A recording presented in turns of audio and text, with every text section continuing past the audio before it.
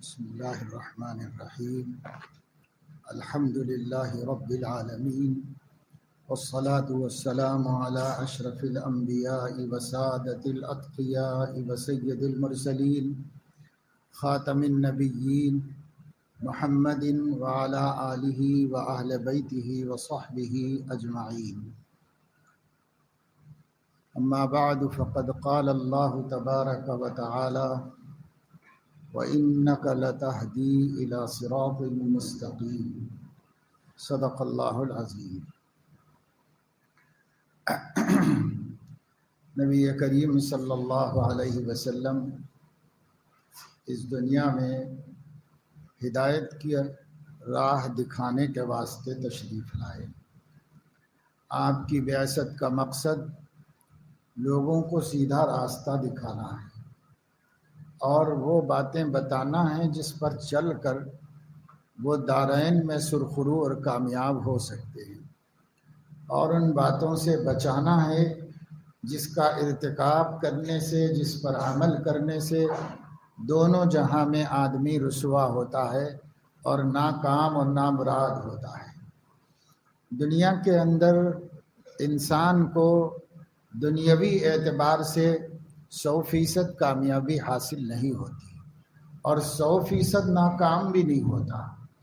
دنیا ایک ایسی جگہ کا نام ہے جہاں اللہ نے چونکہ اپنے بندوں کو امتحان کے مقصد سے پیدا فرمایا ہے، اس لیے اللہ تعالیٰ نے حالات موافق اور مخالف دونوں رکھے ہیں. اللہ تعالیٰ نے اس دنیا میں عزت بھی رکھی، ذلت بھی رکھی، امن بھی رکھا اور بے امنی اور بے چینی بھی رکھی. اللہ تعالیٰ نے اس میں فراوانی بھی رکھی اور محتاجی بھی رکھی، صحت بھی رکھی، بیماری بھی رکھی. سب چیزیں متضاد اس دنیا میں سب کے واسطے موجود ہیں. ایسا کیوں؟ ایسا اس لیے کہ بندے آزمائے جا رہے ہیں، تو آزمانے کے لیے ایسا ہونا ضروری ہے. اس لیے اللہ رب العزت نے یہ سب دنیا کے اندر نظام رکھا ہے. اس نظام میں بندے رہتے ہیں تو بندوں کو وہ باتیں کیسے معلوم ہوں جن پر عمل کرنے سے اللہ راضی ہوتا ہے، اور وہ باتیں کیسے معلوم ہوں جن سے بچنا رضا الہی کے لیے ضروری ہوتا ہے. ظاہر ہے کہ بندے اللہ تعالیٰ سے براہ راست معلوم نہیں کر سکتے، اس لیے پاک پروردگار نے اپنے بندوں پر رحم کرتے ہوئے، اپنے کرم کا اظہار کرتے ہوئے بندوں میں سے کسی کا انتخاب کر کے انہیں وحی کے رشتے میں جوڑ کر کے ان کو خود بتاتے ہیں کہ کون سی چیزیں ہیں جو رضا الہی کا سبب بنتی ہیں اور کون سے اعمال ہیں جو اللہ تبارک و تعالی شانہ کی ناراضگی کا سبب بنتی ہیں. کیونکہ رضا کا انجام جنت ہے، نعمت ہے اور کامیابی ہے، اور خدا کی ناراضگی کا انجام جو ہے وہ ناکامی ہے، ذلت ہے، رسوائی ہے، جہنم اور اس کے عذابات ہیں. تو ظاہر ہے کہ ناکامی بہت خوفناک اور خطرناک ناکامی ہے جس سے بچنا ہر مومن کی ضرورت ہے، اور کامیابی بہت دلچسپ اور بہت ہی راحت بخش کامیابی ہے جس کو حاصل کرنا ہر مومن کی ضرورت ہے. یہ کیسے حاصل ہوگا اور اس سے کیسے بچ سکیں گے، یہ سوال انسان کا سوائے نبیوں کے کوئی حل نہیں کر سکتا. اس لیے صحابہ رضوان اللہ علیہم اجمعین فرمایا کرتے تھے، نبی ہم کو ہدایت کا راستہ دکھانے کے لیے آئے ہیں، اور جو نبی نے ہمیں طریقے دیے ہیں وہ سب ہدایت کے ہیں. عبداللہ ابن مسعود رضی اللہ تعالی عنہ کا مشہور خطبہ ہے جنہوں نے بعد والوں کے سامنے دیا اور فرمایا: ان اللہ تعالی جعل لنبیکم سنن الہدی. اللہ نے تمہارے نبی کو ہدایت کے طریقے دیے ہیں. جو بھی تمہارے نبی نے کیا، جو بھی تمہارے نبی نے کہا، وہ سب ہدایت پر مشتمل ہے. یعنی سیدھا راستہ بتانے والی باتیں ہیں جس پر چل کر اور جن سے بچ کر انسان سیدھے رستے پر چلتا ہے. اور سیدھے رستے کو عربی میں صراط مستقیم کہتے ہیں، اور صراط مستقیم سے مراد وہ راستہ جو رضا الہی پہ جا کے ختم ہوتا ہے، اللہ کی خوشنودی دلاتا ہے، اللہ تعالیٰ کی چاہت اور محبت تک پہنچاتا ہے، اللہ کی خفگی سے اور ان کی ناراضگی سے بچاتا ہے، وہ راستہ. اور جس راستے پر آدمی یہ مقصد حاصل نہ کر سکے وہ ٹیڑھا راستہ ہے، وہ سیدھا راستہ نہیں. سیدھا راستہ، مستقیم راستہ، وہ صرف اللہ تک پہنچنے والا راستہ. وہ کون سا ہے؟ تو حضور علیہ السلام نے فرمایا وَأَنَّ هَذَا صِرَاطِي مُسْتَقِيمًا، یہ جو میرا راستہ ہے جس پہ میں چل رہا ہوں اور چل کر دکھا رہا ہوں اور چلنے کے لیے بتا رہا ہوں، بلا رہا ہوں، یہی صراط مستقیم ہے، اور اس کے علاوہ کوئی سیدھا راستہ نہیں. وَلَا تَتَّبِعُوا السُّبُلَ فَتَفَرَّقَ بِكُمْ عَنْ سَبِيلِهِ، کوئی اور راستہ غلطی سے بھی مت اختیار کرو ورنہ تم سیدھے راستے سے ہٹ جاؤ. ایک ہی ہے سیدھا راستہ، اور جب ایک ہی راستہ سیدھا ہے تو اس ایک راستے سے ہٹیں گے تو بھٹکیں گے، ہٹنا ہی بھٹکنا ہے. اس لیے سیدھے راستے پر چلو. اور سیدھا راستہ کس کا ہے؟ صراطی، میرا. نبی فرما رہے میرا راستہ سیدھا راستہ ہے، بس اس پہ چلو. اس سلسلے میں حضور اکرم صلی اللہ تعالی علیہ وسلم نے بہت باتیں بتائی. جو کچھ بتایا ہے وہ سب ہدایت ہے، کیونکہ اللہ نے انہیں بنایا اور سنوارا ہی ہے اپنی منشا کے مطابق. ان کی عادتیں، ان کی جبلتیں، ان کی ادائیں، ان کے انداز، ان کی گفتگو، ان کا رہن سہن، ان کی ہر چیز وہ اللہ کی منشا اور اللہ کی پسند کے مطابق ہے، وہ طے شدہ بات ہے. اس لیے حضور اکرم صلی اللہ علیہ وسلم کی ہر ادا وہ سنت ہے. سنت کے معنی طریقہ حیات، دین پر چلنا. سنت کے معنی لغت کے اعتبار سے محض طریقہ ہے، اور اصطلاح کے اعتبار سے الطریقۃ المسلوکۃ فی الدین، دین پر چلنے کا طریقہ. دین پر چلنے کا طریقہ کا نام سنت ہے.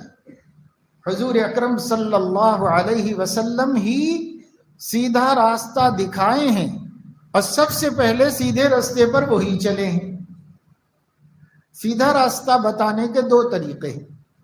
ایک طریقہ یہ ہے کہ کہیں بیٹھ کر لیکچر دیا جائے کہ یہ سیدھا راستہ ہے، دانے جاؤ بائیں جاؤ، یہ مڑو، وہاں ایک نشانی ہوگی، وہاں یہ ہوگا، یہاں ٹاور ہوگا، وہاں بلڈنگ ہوگی، اس ہوٹل کے بعد سے رائٹ لو، یہاں سے لیفٹ لو. یہ ایک سیدھا راستہ بتانے کا طریقہ ہے کہ لیکچر دے کر بتایا جائے. اور ایک یہ ہے کہ جس کو راہ نہیں معلوم، راہ جاننے والا یہ کہے کہ میرے ساتھ چلو، میں منزل تک پہنچا کے آتا ہوں تم. تو اب وہ اس کے پیچھے پیچھے جا رہا، وہ ادھر مڑے گا، یہ ادھر مڑے گا، وہ ادھر مڑے گا، ادھر مڑے گا. اگر نہیں مانے گا تو بھٹکے گا، اور اگر مانے گا تو وہ منزل پر لے جا کے پہنچا دے گا. اللہ نے نبیوں کے ذریعے سے پہلا والا راستہ نہیں دکھایا کہ صرف لیکچر دے کے چلا جائے نبی. دوسرے والا طریقہ جو سہل ہے، آسان ہے اور بہت بڑا احسان ہے، وہ یہ کہ خود لے جا کے منزل پہ پہنچا دے. یہ سب سے آسان کام ہے کہ خود لے جا کے منزل پر پہنچا دے. نبیوں نے ایسا ہی کیا ہے. اس لیے جو ہدایت ہے، صراط مستقیم ہے، یہ آپ نے بتائی بھی اور صحابہ کا ہاتھ پکڑ کے اس راستے پہ چلایا. جب راستہ دکھائے گا گائیڈ، راہ بر رہنما، تو وہ خود بھی تو چلے گا، آگے وہی چلے گا، سب پیچھے چلیں گے اس کے. تو حضور علیہ السلام انا اول المسلمین اسی معنی میں فرماتے ہیں میں تو پہلے چلا، میں چلتا گیا اور تم سے کہتا گیا تنہا نہ چل سکو گے محبت کی راہ میں چل رہا ہوں، آپ میرے ساتھ آئیے۔ حضور علیہ السلام نے چل کے سب کو لے کر کے جا کے دکھایا، میں بھی چل رہا ہوں، آپ لوگ بھی چل سکو گے، چلو، اس لیے کہ یہ وہ راستہ ہے جس میں اکیلے جانا بہت مشکل ہے، راہ بر کی ضرورت ہے، بہت ہی اس کے اندر رستے نکلتے ہیں، شاخیں نکلتی ہیں، گمراہی کے اسباب ہیں، نشیب و فراز ہیں، گڑھے کھڈے ہیں، سب ہے اس راستے پر، لیکن رہبر ہے تو وہ سیدھا لے کے چلے گا، کہیں گرنے نہیں دے گا، کہیں ٹھوکر کھانے نہیں دے گا، وہ تجربہ کار ہے، واقف ہے، اس رستے سے چل چکا ہے، اس رستے کو دیکھ چکا ہے اپنی آنکھوں سے، اس لیے وہ صحیح ہی لے جائے گا۔ تو گویا ہمارے نبی ہم سے یہی فرما رہے ہیں، تنہا نہ چل سکو گے محبت کی راہ میں چل رہا ہوں، آپ میرے ساتھ آئیے۔ اب یہ آسان ہو گیا راستہ، جدھر نبی جا رہے ہیں ادھر چلو، نقش قدم نبی کے ہیں، جنت کے راستے، جو نبی کا راستے پہ چلو، سنت کے راستے پہ چلنا جنت کے راستے پہ چلنا ہے، کیونکہ نبی جنت ہی کی طرف گئے ہیں، نبی کسی اور طرف نہیں بھٹکے ہیں، جنت ہی کی طرف گئے ہیں نبی، اور جب نبی ادھر گئے ہیں تو جو ان کے پیچھے چلے گا وہ ادھر ہی جائے گا۔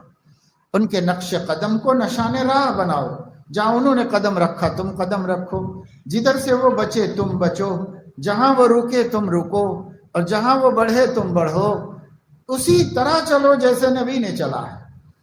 تو کہاں جاؤ گے؟ سیدھے جنت میں چلے جاؤ، اللہ کی رضا ملے گی، قیامت کی عزت ملے گی، دنیا میں راحت ملے گی، اور دنیا کی سربلندی بھی نبی کے رستے ہی میں ہے، اس لیے کہ نبی سے زیادہ اس کائنات میں کسی نے عزت نہیں پائی، اور جو نبی کے رستے پہ چلے گا اس سے بڑھ کر دنیا میں کسی کو عزت نہیں ملے گی۔ ذلت کے نقشوں میں بھی عزت ہے، ناکامیابی کے ماحول میں کامیابی ہے، اور مایوسی کے ماحول کے اندر آس اور امید کے دیے جل رہے ہیں، اور آدمی مطمئن ہے کیونکہ نبی کے رستے پہ چل رہا ہے۔ نبی پاک صلی اللہ علیہ وسلم نے جن کاموں کو کرنے کے لیے فرمایا ہے وہ کام ہدایت کا راستہ ہے۔ نبی پاک صلی اللہ علیہ وسلم نے جن کاموں سے رکنے کے لیے فرمایا ہے وہ باتیں ہدایت کے رستے سے بھٹکنے سے بچاؤ ہے، ورنہ بھٹک جائے گا۔ ایک کام کو نبی نے منع فرمایا اور کسی نے کیا جان بوجھ کے، تو وہ صراط مستقیم پہ نہیں رہے گا، ہٹ جائے گا صراط مستقیم سے، کیونکہ بھٹک گیا۔ اس لیے جو نبی کرنے کے لیے کہیں کرنا ہے، جو نبی چھوڑنے کے لیے کہیں چھوڑنا ہے، اسے مومن طے کر لے، ہر مومن مرد، مومن عورت، مومن بزرگ، مومن جوان، مومن بچے، سب طے کر لے کہ ہم کو وہی کرنا ہے جو نبی نے کرنے کی اجازت دی ہے، حکم دیا ہے، اور ہمیں وہ ہرگز نہیں کرنا ہے جسے نبی نے ناپسند کیا۔ جو چیز کو نبی پسند کرتے ہیں وہ اللہ کی پسند ہے، اور جس چیز کو نبی ناپسند کرتے ہیں وہ ان کی ذاتی بات نہیں ہے، وہ اللہ کی ناپسند ہے۔ جو نبی سنوارے ہی اس پر گئے ہیں کہ وہ وہی کر سکتے ہیں جو اللہ پسند کرتا ہے، اور وہ کرنا چاہیں تو بھی نہیں کر سکتے جو اللہ نہیں پسند کرتا۔ اس کو عصمت انبیاء کہا جاتا ہے۔ ہمارا عقیدہ ہے نا اہل سنت والجماعت کا، انبیاء معصوم عن الخطا ہے، نبیوں سے غلطی نہیں ہوتی، انبیاء کوئی کام ناپسندیدہ کرتے ہی نہیں ہیں۔ کیوں نہیں کرتے؟ کر نہیں سکتے، اللہ کی امان میں ہے۔ بشریت کے اعتبار سے، انسان ہونے کے اعتبار سے، جسمانی قوت و طاقت و صلاحیت اور ملکات کے اعتبار سے نبی ہر گناہ بھی کر سکتا ہے، لیکن کسی نبی نے کوئی گناہ نہیں کیا۔ تو کیوں؟ اللہ نے ان کو اس کی طاقت دے کر پھر اپنی پناہ اور اپنی حفاظت میں لے لیا۔ اگر نبی میں یہ طاقتیں نہ ہوتی تو پھر نبی خلقت کے اعتبار سے ناقص ہوتا۔ اس لیے اللہ نے ان کو خلقت کے اعتبار سے ناقص نہیں بنایا. ان کے اندر ہر فرد بشر میں جو جو جذبات، ملکات، صلاحیتیں، کمالات، قوتیں، استعداد کرنے کی قدرت و قوت ہو سکتی ہے اعلیٰ سے اعلیٰ بشر میں، وہ حضور علیہ السلام نے کمال درجے میں رکھی تھی. لیکن پھر اللہ نے اس پر اپنی حفاظت کا ہاتھ رکھ دیا اور یہ طے کر دیا کہ یہ بندہ چونکہ پوری انسانیت کے لیے نمونہ بننے والا ہے، اس لیے اس بندے سے غلط کچھ نہیں ہوگا، سب صحیح ہوگا. جو بولیں گے وہ دلیل بن جائے گا، جو کریں گے وہ دلیل بن جائے گی. ان کے کرنے کو بھی دلیل کہتے ہیں، ان کے کہنے کو بھی دلیل کہتے ہیں. اور اگر وہ کسی عمل کو ہوتا ہوا دیکھیں اور اس پر روک نہ لگائیں تو اس کو بھی دلیل کہتے ہیں. اس لیے علماء جانتے ہیں کہ سنت کی تعریف یہ کی گئی، ما قال رسول اللہ صلی اللہ علیہ وسلم، جو آپ نے کہا ہے، او فعلہ، یا کیا ہے، یا آپ کے سامنے ہوا تو خاموشی اختیار کر لی. قررہ، اسے برقرار رکھا. برقرار رکھنا وہ بھی سنت. تو نبی کی یہ سب چیزیں کیسے دین بن گئی؟ سو جائیں، خواب میں کچھ دیکھا، وہ بھی دین، کیونکہ وہ بھی اللہ کی امان میں ہے. نیند میں بھی نبی خدا کی پناہ میں ہے، اس لیے شیطان کوئی اثر نہیں ڈال سکتا. اس لیے نبی تمام تر صلاحیتوں کے ساتھ پیدا کیے جاتے ہیں، لیکن ان سے صدور جو ہوتا ہے بھلائیوں کا ہوتا ہے، برائی کا صدور ان سے نہیں ہوتا.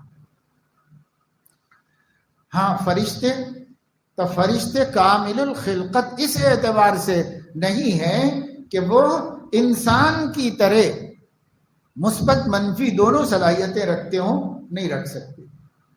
گناہ کرنے سے فرشتہ مجبور ہے، اور نبی گناہ کرنے سے محفوظ ہے.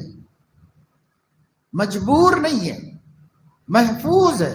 اللہ نے اسے محفوظ رکھا، اس لیے کہ اگر نبی محفوظ نہ ہو تو پھر اس کی بتائی ہوئی باتیں دین نہیں بن سکتی، کسی کے لیے حجت نہیں ہو سکتی. اس لیے عصمت انبیاء یہ ہمارا عقیدہ ہے. ہر نبی معصوم ہے، معصوم ہے. معصوم کا لفظ تمام انسانوں کے لیے بھی استعمال ہوتا ہے، معصوم کا لفظ نبی کے لیے بھی استعمال ہوتا ہے، لیکن دونوں الگ الگ اصطلاح ہیں. تمام آزاد، تمام انسان معصوم ہے. کیسے معصوم ہے؟ معصوم عن احراق الدم ہے، جان نہیں لی جا سکتی، جان محفوظ ہے، معصوم ہے. اور مال معصوم ہے، عزت معصوم ہے، الا بحق الاسلام، اسلام کے تقاضے سے اور اسلام کے حکم سے لی جائے گی تو لی جائے گی، لیکن اللہ سے ہٹ کے کسی اور کے لیے نہیں لی جائے گی. نہ کسی کی جان، نہ کسی کا مال، نہ کسی کی عزت. اللہ کے علاوہ کوئی نہیں چھین سکتا. اللہ اس لیے لے سکتا ہے کہ اللہ مالک ہے اس کا، اسی کی عطا ہے. قابل ہے تو دے گا، قابل نہیں ہے تو چھین لے گا اللہ تعالیٰ. اس لیے جان بھی لی جا سکتی ہے اور مال بھی لیا جا سکتا ہے اسلام کے حق میں، اور آبرو بھی لی جا سکتی ہے اسلام کے حق میں. جزاء بما کسبا نکالا من اللہ، آبرو بھی لی جا سکتی ہے، مگر وہ صرف اللہ کے واسطے. اسلام کے حق میں کوئی شخص اپنے حق میں نہیں لے سکتا. اس کو بھی کہتے ہیں کہ معصوم الدم ہے، اس کا خون محفوظ ہے، اس کی آبرو محفوظ ہے. یہ معصوم الگ لفظ ہے، اور جو نبی کے لیے معصوم کہا جاتا ہے اس کے مفہوم الگ ہے. یہ گناہوں سے معصوم ہے، اور کوئی بندہ گناہ سے معصوم نہیں ہے سوائے نبی کی. صرف نبی گناہوں سے معصوم ہے، اللہ کی نگرانی میں رہتا ہے، اور کبھی غلطی سے بھی اس طرف چلا تو اللہ کی عصمت اسے روک لیتی ہے، اسے بچا لیتی ہے. احادیث سے معلوم ہوتا ہے کہ حضرت صلی اللہ علیہ وسلم بچپنے میں، جب کہ ابھی نبوت کا اعلان بھی نہیں کیا اور ابھی نبوت بہت دور ہے، بکریاں لے کے مکے والوں کی صحرا میں جاتے تھے چرانے کے واسطے، تو آپ کے سامنے اور بھی کوئی اور بچے بھی گاؤں کے بکریاں لے کے آتے تھے، تو آپ کے سامنے ذکر آیا تہواروں کا کہ لوگ تہوار میں، تقریب میں، شادی بیاہ میں کچھ خوشیاں مناتے ہیں، ناچ گانا ہوتا ہے، اس زمانے میں بھی ہوتا تھا، جاہلیت کے لوگ کرتے تھے۔ تو حضور علیہ السلام نے فرمایا کہ کیا ہوتا ہے، ایسا ایسا ہوتا ہے، ذرا مجھے تم بتا دو، اگر کہیں ہو رہا ہے تو میں بھی تو دیکھوں کہ کیا ہوتا ہے، مجھے نہیں معلوم، بچے تھے آپ، اور میں بھی دیکھوں کیا ہوتا ہے۔ تو اس نے ایک دن بتایا ساتھی چرواہے نے، فلاں جگہ پہ تقریب چل رہی ہے، تو آپ وہاں پر پہنچ گئے کہ دیکھیں ہوتا کیا ہے۔ تو وہ ابھی شروع نہیں ہوئی تھی کہ آپ کو نیند آئی، تو آپ پڑھ کے سو گئے وہیں پر۔ جب نیند سے بیدار ہوئے تو وہ سارا قصہ ختم ہو چکا تھا اور وہاں کچھ باقی نہیں تھا۔ تو جب کہ آپ بچے تھے تب بھی اللہ نے اپنی عصمت میں رکھ کر ایک چیز جو نبی کی شان کے مطابق نہیں تھی، اگرچہ کہ وہ بچہ تھا اس وقت میں، لیکن وہاں بھی اللہ نے شرکت کر لے لی، اپنے آپ اللہ نے حفاظت فرما دی۔ اور اب حضرت عباس رضی اللہ تعالیٰ عنہ نے تعمیر کعبہ کے وقت، حضرت علیہ السلام ابھی 19-20 برس کے رہے ہوں گے زیادہ سے زیادہ، تو آپ بھی پتھر اٹھا اٹھا کے لا کے دے رہے تھے معماروں کو، سب لوگ دے رہے تھے، آپ بھی دے رہے تھے، کعبۃ اللہ کی تعمیر تھی، عزت کا گھر تھا، تو آپ کا موڈا چھل جا رہا تھا۔ تو حضرت عباس نے اس زمانے کے طریقے کے مطابق یہ کہا کہ ایسا مت کرو، ایسا کرو گے تو یہ پتھر رکھ کے لے جاؤ گے بغیر کسی آڑ کے، تو یہ تمہارا موڈا چھل جائے گا، کھال نکل جائے گی اس، جیسے سب لوگ کر رہے ہیں ایسا کرو۔ تو آپ لنگی باندھے ہوئے تھے، ایک چادر تھی بس، وہ چادر باندھے ہوئے تھے، وہ چادر کھول کے لپیٹ کے انہوں نے یہاں رکھنا چاہیے کہ اس کے اوپر پتھر رکھ کے لے جاؤ۔ لوگ اس کو برا نہیں سمجھتے تھے، اور لوگ بھی ایسا کر رہے تھے، جس کو برا نہیں سمجھا جاتا تھا۔ انہوں نے رحم کھا کے اپنے بھتیجے کو، اگرچہ کہ عمر میں 2 سال ہی چھوٹے تھے حضور علیہ السلام سے، تو ساتھی بھی تھے، ایسا طریقہ سکھا دیا، لیکن آپ بے ہوش ہو گئے، ہوش میں نہیں تھے۔ جلدی سے جب آپ کی چادر آپ کے اوپر ڈال دی گئی تو ہوش میں آئی۔ تو حضرت صلی اللہ تعالی علیہ وسلم کو اللہ نے ہر زمانے میں، ہر وقت، ہر عمر میں اپنی امان میں رکھا، اپنی پناہ میں رکھا، اپنی حفاظت میں رکھا حضور علیہ الصلوۃ والسلام۔ آپ کے ساتھی کہتے ہیں کہ دن بھر کاموں سے فارغ ہو کے جب آپ شام کو حرم میں آتے تھے تو کعبۃ اللہ کا طواف کرتے تھے، کعبۃ اللہ میں مورتیاں بھی رکھی ہوئی تھی۔ وہ کہتے ہیں کہ ایک مرتبہ میں بھی ساتھ میں تھا، تو انہوں نے مجھ سے کہا صرف کعبے کے اطراف طواف کرو، کسی مورتی کی طرف مت بڑھو، یہ صحیح نہیں ہے، یہ کام نہیں کرنا چاہیے۔ اور آپ کو انہوں نے دیکھا کہ آپ کبھی کسی مورتی کی طرف نہیں بڑھتے تھے، لوگ طواف کرتے کرتے مورتیوں کی بھی تعظیم کرتے تھے، لیکن آپ نہیں کرتے تھے، صرف طواف کرتے تھے۔ اور اپنے ساتھی کو بھی منع کیا کہ نہیں کرنا ایسا کبھی، صرف طواف کرو۔ تو پتہ چلا کہ کوئی بھی قسم کا کام جو اللہ کو نہیں پسند ہے، نبی نے بچپن میں بھی نہیں کیا، کیونکہ یہ اللہ کی حفاظت میں تھے، اللہ کی امان میں تھے۔ بڑے ہوئے تو نبوت ملی، نبوت ملی تو وحی الہی لے کر فرشتہ آنا شروع کیا، اور حضرت جبرائیل آپ کو لا لا کر دین پہنچاتے رہے، آپ علیہ الصلوۃ والسلام امت کو بتاتے رہے۔ یہی صراط مستقیم ہے جو نبوت کے بعد سے لے کر وفات تک آپ علیہ الصلوۃ والسلام نے ہمیں باتیں بتائی ہیں، یہ صراط مستقیم ہے، سیدھا رستہ امت کو دکھایا ہے، یہ کام کرو، یہ کام مت کرو۔ اور بہت سی باتیں ایسی ہیں کہ اگر وہ نہ بتاتے تو ہمیں پتہ بھی نہیں چلتا، ان کے بتانے ہی سے پتہ چلا ہے۔ کچھ باتیں تو انسان کی اپنی عقل سمجھ میں بھی آتی ہیں کہ یہ اچھی بات ہے، یہ بری بات ہے، کیونکہ اللہ نے ہر انسان کو فطرت اسلامی پر پیدا کیا ہے۔ یہ فطرت مسخ نہیں ہو جاتی ماحول کے اثر سے، تب پھر انسانی فطرت اچھے کو اچھا ہی مانتی ہے اور برے کو برا ہی مانتی ہے۔ تو بہت سی چیزیں پرائمری درجے میں ایسی ہیں، ابتدائی درجے میں ایسی ہیں کہ ہم لوگ خود بھی چاہے مومن نہ ہو تب بھی یہ بھائی بہت بری بات ہے، یہ بری بات ہے، یہ نہیں کرنا چاہیے، سمجھتا ہے۔ لیکن بہت سی باتیں وہ ہیں جس کے لیے وحی کی رہنمائی کی ضرورت ہوتی ہے، تو وہ نبی ہی کر سکتا ہے، کوئی اور نہیں کر سکتا۔ اس لیے کہ وحی کا مطلب اللہ سے علم پانے کا راستہ۔ ایسا ایک راستے کا نام وحی ہے، ایک راستے کا نام الہام ہے۔ وحی جو راستہ ہے یہ پکا راستہ ہے، محفوظ راستہ ہے، کوئی اس میں دخل نہیں دے سکتا۔ اللہ نے اس کا پورا سسٹم بنا دیا ہے، شیطان نہیں دخل دے سکتا، ابلیس نہیں گھس سکتا، اس میں کوئی انسان مداخلت نہیں کر سکتا۔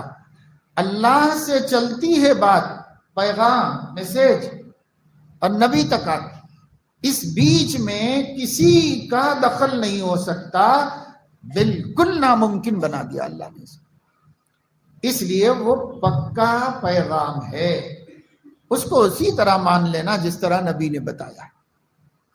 وحی کی خبر جو نبی نے دی ہے اس میں کوئی رد و بدل نہیں کر سکتا اور کوئی اس کی دلیل بھی نہیں طلب کر سکتا، بس جیسا کہہ دیا جائے مانو، آپ کی سمجھ میں آئے مانو، آپ کی نہ سمجھ میں آئے مانو، یا ماننا ہی ماننا ہے اور کچھ نہیں کرنا ہے۔ صدیقہ عائشہ رضی اللہ تعالیٰ عنہا سے کسی نے پوچھا کہ یہ جو نمازیں پڑھتے ہیں ہم لوگ، ناپاکی کے دنوں میں پڑھنا منع ہے، تو ہم نہیں پڑھتے، عورتیں نہیں پڑھتی ناپاکی کے دنوں میں، نماز نہیں پڑھتی اور روزہ بھی نہیں رکھتی اگر رمضان ہے تو، مگر بعد میں روزے رکھنا پڑتا ہے، جتنے چھوٹے اتنے رکھنے پڑتے ہیں، لیکن جو نمازیں چھوٹیں وہ رکھنے نہیں پڑتے، پڑھنی نہیں پڑتی، وہ معاف ہو جاتی ہیں۔ تو نمازیں معاف ہو جاتی ہیں ناپاکی کے دن کے، روزے معاف نہیں ہوتے، روزے رکھنا پڑتا ہے، بعد میں سال بھر میں کبھی بھی رکھ لو، رکھنا پڑتا ہے۔ تو ایک خاتون نے سوال کیا کہ اماں جان ایسا کیوں ہے؟ یہ بھی فرض ہے چھوٹ گیا اور معاف ہو گیا، یہ فرض ہے چھوٹا اور اسی مجبوری سے چھوٹا، لیکن یہ معاف نہیں ہے، یہ کرنا پڑتا ہے، تو یہ فرق کیوں ہے دو فرضوں میں؟ تو حضرت عائشہ رضی اللہ تعالیٰ عنہ پہلے تو خفا ہوئی اور فرمایا انتی حروریت انتی، کیا تو خارجی لوگوں میں شامل ہو گئی ہے؟ خوارج ایک طبقہ تھا، چونو چرا کرتا تھا ہر چیز میں، تو چونو چرا کرنے والا، کیا تو خارجیوں میں شامل ہو گئی؟ کیوں یہ سوال کر رہی ہے؟ پھر جواب دیا، جواب کیا دیا؟ جواب بس یہ دیا، حضور علیہ السلام نے ہم کو روزے دہرانے کا حکم دیا ہے، نمازیں دہرانے کا حکم نہیں دیا، یعنی نماز پڑھنے کا حکم نہیں دیا، روزے رکھنے کا حکم دیا، یہ چھٹے ہوئے روزے اور چھٹے ہوئے نمازوں میں سے۔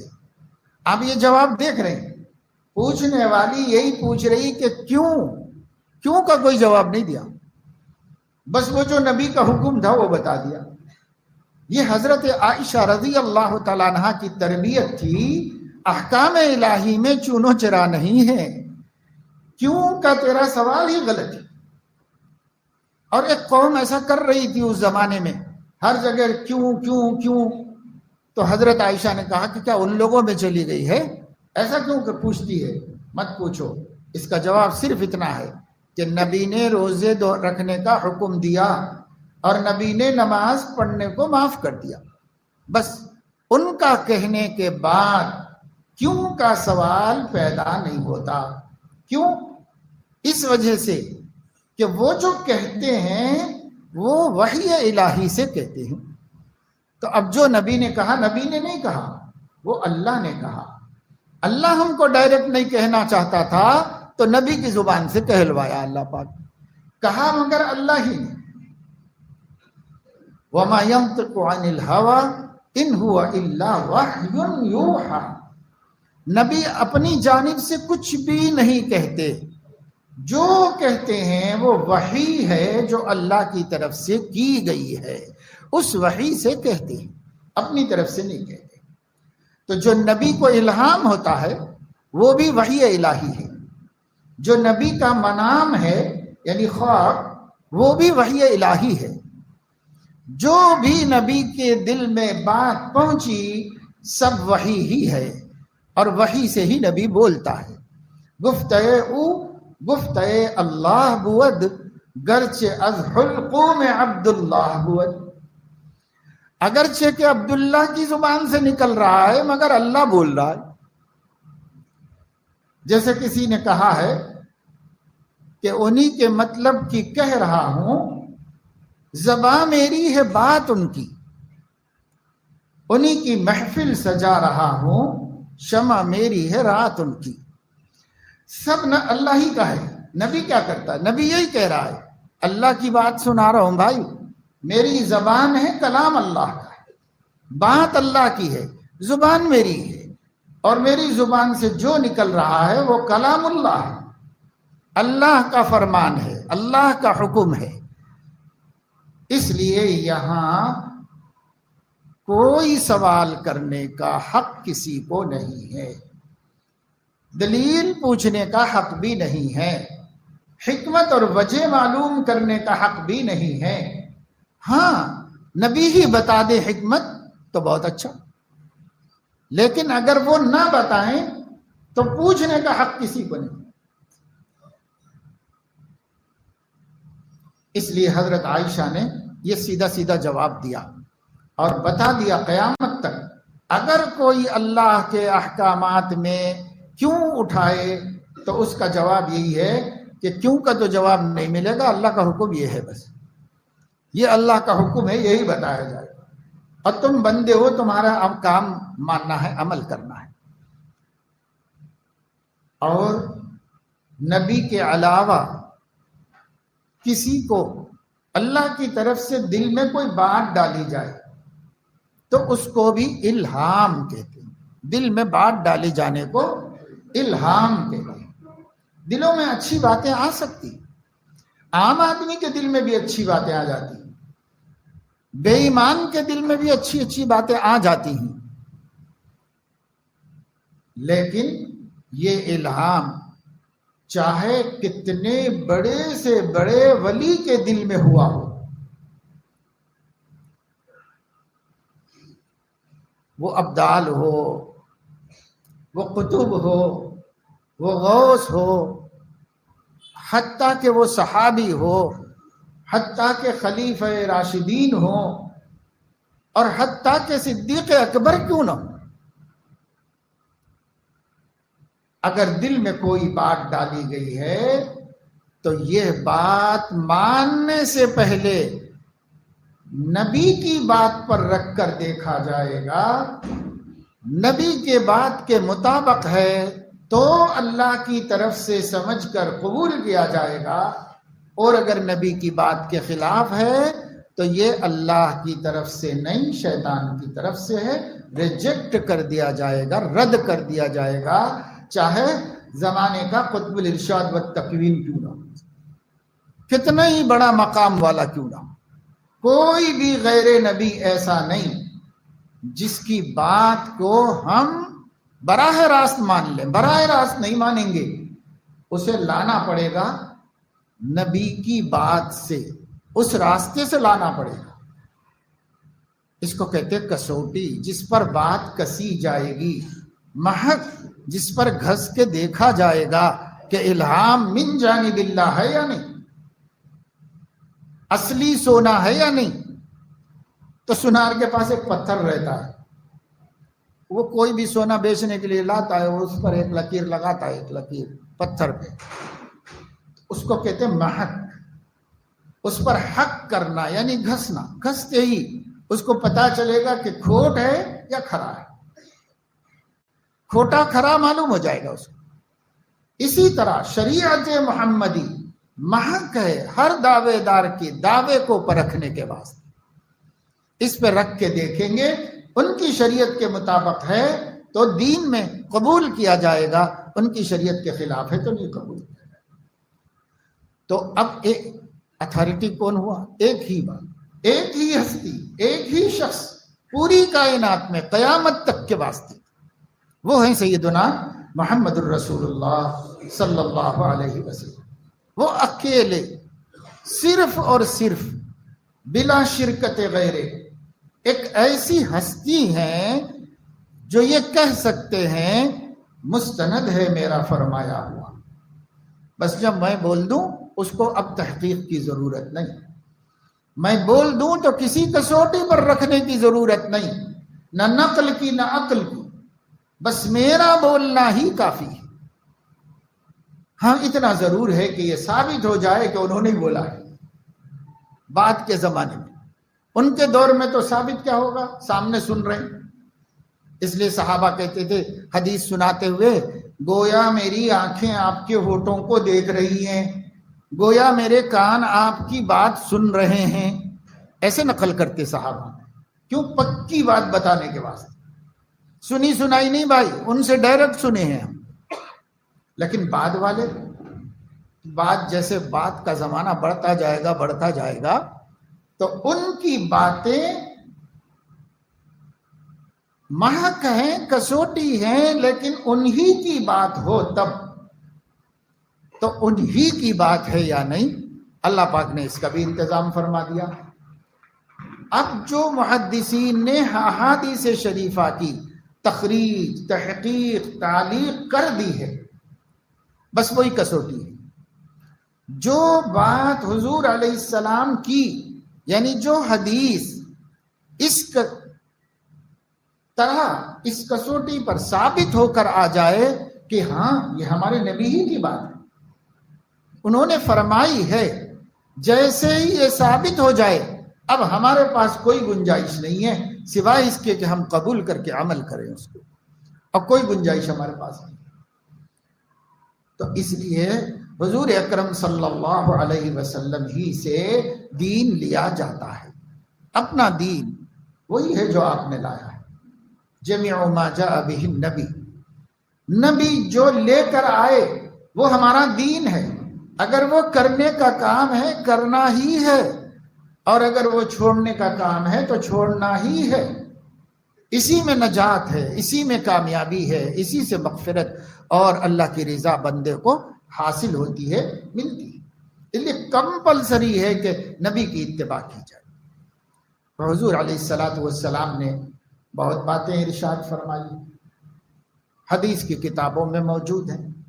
یہ دینی مذاکرے اور دینی محفلیں اور مجلسیں اسی لیے ہوتی ہیں کہ اس میں وہ باتیں بتائی جائیں جو نبی نے بتائی ہیں، جو نبی پاک صلی اللہ علیہ وسلم نے کرنے کو کہا ہے اس کو سنایا جائے، مذاکرہ ہو، اور جس سے حضور علیہ السلام نے بچنے کو کہا ہے اس کا بھی مذاکرہ ہو۔ جب مذاکرہ ہوگا تو کرنے کی باتیں معلوم ہوں گی، بچنے کی باتیں معلوم ہوں گی۔ بار بار معلوم ہونے سے آدمی ہمت کرے گا اور کرنے کے کام کرے گا، بچنے کے کام سے بچے گا۔ یہ ہے مصلحت، اور اس کی ضرورت سے کوئی مستثنا نہیں۔ اس کی ضرورت عامی کو ہے، اس کی ضرورت عالم کو ہے، اس کی ضرورت مرید کو ہے، اس کی ضرورت پیر کو خود بھی ہے، اور اس کی ضرورت مدعو کو ہے، اس کی ضرورت داعی کو ہے، اس کی ضرورت مقتدی کو ہے، اس کی ضرورت امام کو ہے۔ کوئی طبقہ مسلمانوں کا مذاکرے دین سے مستثنا نہیں ہے، چاہے کتنا بڑا علامہ ہو جائے، اس علامہ کو بھی ضرورت ہے، کیونکہ علم اور چیز ہے، عمل اور چیز ہے، اور عمل مذاکرے سے وجود میں آتا ہے۔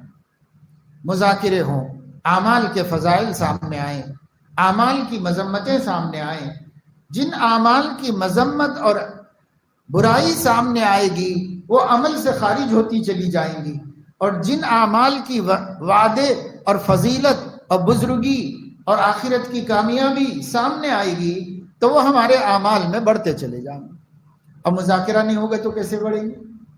مذاکرہ نہیں ہوگا تو آدمی بھول جائے. فَلَمَّا نَسُوا مَا ذُكِّرُوا بِهِ، جو ہم نے یاد دلایا تھا لوگوں نے بھلا دیا.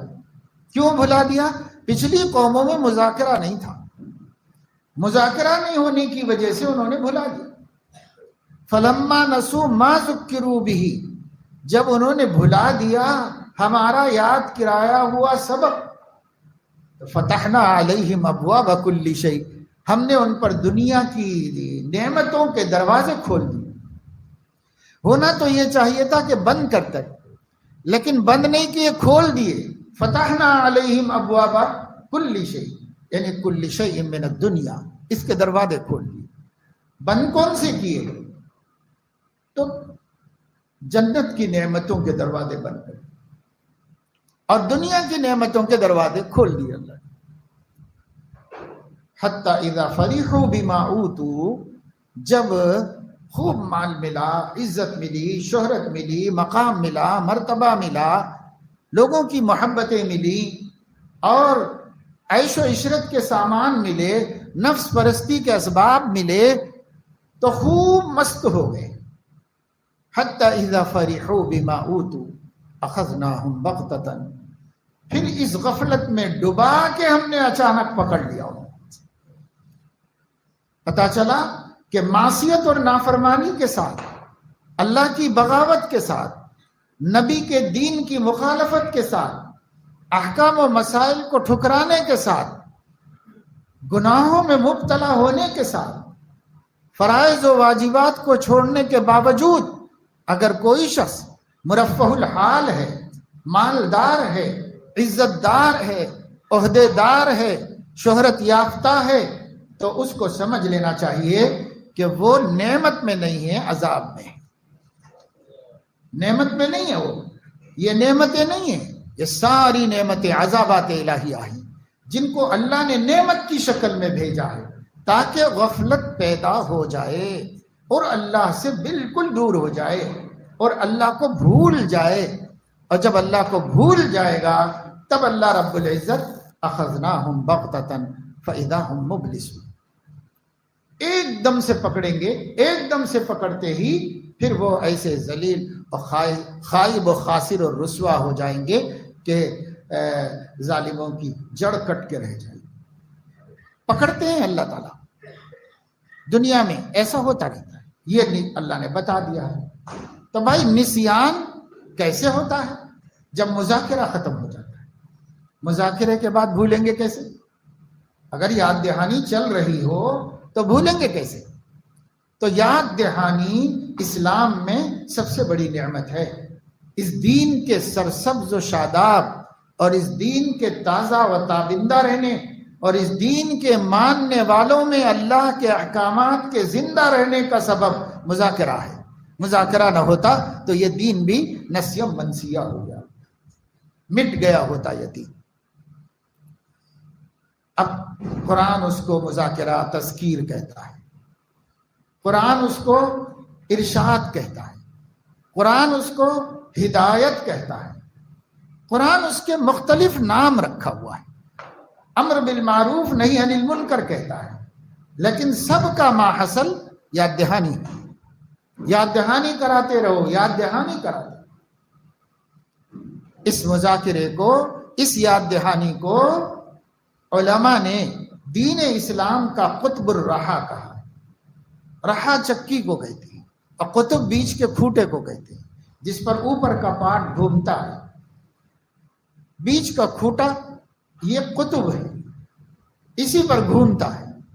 اور اولیاء اللہ میں ایک خاص شخصیت کو، خاص شخصیتیں جو اولیاء اللہ میں ہیں ان کو اسی لیے قطب کہا جاتا ہے کہ اللہ ان کو ایک کھوٹا بنا دیتا ہے جس پر امت کو کی چکی گھماتا رہتا ہے اللہ تعالیٰ. تو تذکیر کو، مذاکرے کو قطب الرحا کہا گیا، چکی کا کھوٹا۔ اگر یہ کھوٹا مضبوط ہے تو چکی گھومے گی اس کے اوپر کا پارٹ ہی گھومتا ہے، نیچے والا نہیں گھومتا، اور وہی پیستا ہے تو وہی کام کرتا ہے۔ تو اوپر والا جو پتھر ہے وہ گھومے گا اگر یہ کھوٹا مضبوط ہوگا۔ اگر وہ جو بیچ میں لوہے کا ایک کھوٹا ہے وہ نہیں ہے تو چکی چلے گی ہی نہیں، اور اگر وہ ڈھیلا ہے تو بھی نہیں چلے گی۔ وہ قطب ڈھیلا ہے تو بھی چکی نہیں چلے گی، اور اگر وہ قطب جو ہے ہی نہیں تو بھی نہیں چلے گی۔ اسی طریقے سے یہ دین مٹ جائے گا اگر اس دین میں مذاکرہ ختم ہو جائے گا، اور اگر یہ مذاکرے کا سسٹم ڈھیلا پڑ جائے گا تو بھی دین کو نقصان پہنچے گا۔ اسی کا نام ارشاد ہے، اسی کا نام اہدا ہے، اسی کا نام امر بالمعروف نہی عن المنکر ہے، اسی کا نام ابلاغ ہے، سب اسی کا نام۔ تو یہ سلسلہ ہمیشہ جاری رہنا چاہیے۔ اسی ضرورت کے مد نظر ہمارا آپ کا جڑنا جمع ہونا ہے کہ مذاکرہ ہو جائے، اپنے مقاصد کا مذاکرہ ہو جائے، زندگی کی جو ضرورت ہے اس کا مذاکرہ ہو جائے، مقصد حیات کا مذاکرہ ہو جائے، اور اس میں اللہ کے نبی صلی اللہ علیہ وسلم کی پہنچائی ہوئی وہ باتیں جو اللہ کی طرف سے ان کو ملی تھی وہ سنی سنائی جائے۔ اور وہ مجموعہ ہے کتاب و سنت کا۔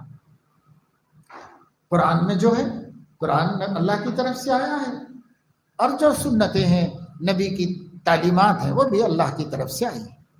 یہ مجموعہ ہے جو اللہ نے بھیجا ہے، یہی اللہ کی باتیں سننا، سمجھنا، جاننا، عمل کرنا، اور اس کے مطابق اپنی زندگی کو ڈھال لینا چاہیے۔ حضرت صلی اللہ تعالی علیہ وسلم نے جو بہت ساری باتیں بیان فرمائیں، ان میں ایک موقع پر آپ نے صحابہ کرام کے سامنے ارشاد فرمایا کہ عباد اللہ ثلاث منجیات و ثلاث مہلکات۔ اللہ کے بندو، آج میں تم لوگوں کو 6 باتیں بیان فرما رہا ہوں، ان میں سے 3 باتیں اچھی ہیں جو تمہیں نجات دلانے والی، دنیا آخرت کی رسوائی سے، دنیا آخرت کی ناکامی سے، دنیا آخرت کی ذلت سے نجات دلائیں گی تم کو، تم فائدے میں رہو گے اس کے ذریعے سے۔ اور 3 باتیں ان میں سے ایسی ہیں جو دنیا آخرت میں ہلاک کرنے والی، دنیا میں بھی ہلاک ہو جاؤ گے، آخرت میں بھی ہلاک ہو جاؤ گے۔ تو 3 باتیں کیا ہیں؟ حضور علیہ السلام نے فرمایا اما المنجیات فَتَقْوَى اللَّهِ فِي السِّرِّ وَالْعَلَانِيَةِ۔ جو چیزیں نجات دلانے والی ہیں وہ اللہ کا تقوی ہے، ظاہر میں اور باطن۔ ہم لوگ جو سلوک ربانی سے جڑے ہوئے ہیں، ہم لوگ جو ماشاءاللہ دین سے تعلق رکھتے ہیں، دین کی فکر رکھتے ہیں، دین میں بڑھوتی اور اضافے کا جذبہ رکھتے ہیں، شوق رکھتے ہیں، ہم لوگوں میں تقوی اللہ آتا ہے، مگر فی السر کم لوگوں میں آتا ہے، فی العلانیہ آ جاتا ہے، محنت کی وجہ سے، یعنی فکروں کی وجہ سے۔ وہ فکریں نہ ہو تو وہ بھی نہیں آتا، لیکن جہاں فکریں ہیں، محنت ہے، کوشش ہے، تو شیطان پوری کوشش کرتا ہے کہ علانیہ میں تو آ جانے دو، سر میں روک کے رکھو۔ فی السر والعلانیہ، آپ کے باطن میں بھی اللہ کا تقوی ہو، آپ کے ظاہر میں بھی اللہ کا۔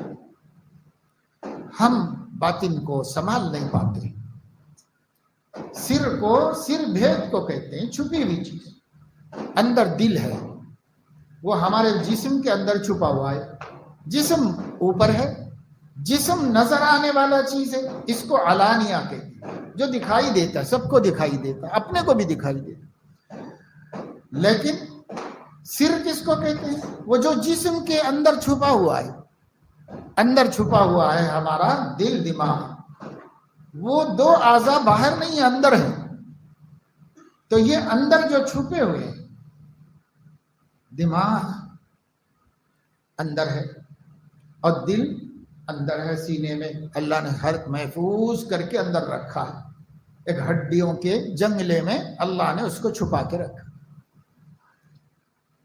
یہ سر ہے. اور جتنی بھی ناجائز خواہشات پیدا ہوتی ہیں وہ دل میں پیدا ہوتی ہیں. دل چاہتا ہے بدنگاہی کرنا تو آنکھ بدنگاہی کرتی. دل چاہتا ہے جھوٹ بولنا تو زبان جھوٹ بولتی. غیبت کرنا تو زبان غیبت کر کے دیتی. خامخواہ کسی پہ تہمت لگاؤ تو زبان لگا کے دیتی. جھگڑے بڑھاؤ تو زبان بڑھاتی ہے. زبان کو کیا طاقت ہے کہ وہ کچھ کر سکے؟ وہ کچھ نہیں کر سکتی. دل چاہتا ہے تو زبان اس کے حکم کو بجا لاتی ہے. دل سن رہا ہے گانے، دل چاہ رہا ہے کہ گانے گائیں، موسیقی سنیں. بہت سے لوگ میوزک کے دل دادا ہیں. ٹوپی بھی ہے، پگڑی بھی ہے، داڑھی بھی ہے، سب ہے، نمازیں بھی ہیں ماشاءاللہ، بہت سے اچھے کام کرتے ہیں. یعنی ظاہر میں دین کی کمی نہیں ہے، مگر لگا لیے کان میں اور آپ موسیقی سن رہے یا گانے سن رہے ہیں، مغنیات کے جو فلموں میں گاتی ہیں، وہ یہاں وہاں گاتی ہیں، رقاصات ہیں. تو دل چاہتا ہے یہ آوازیں سنیں. کیوں؟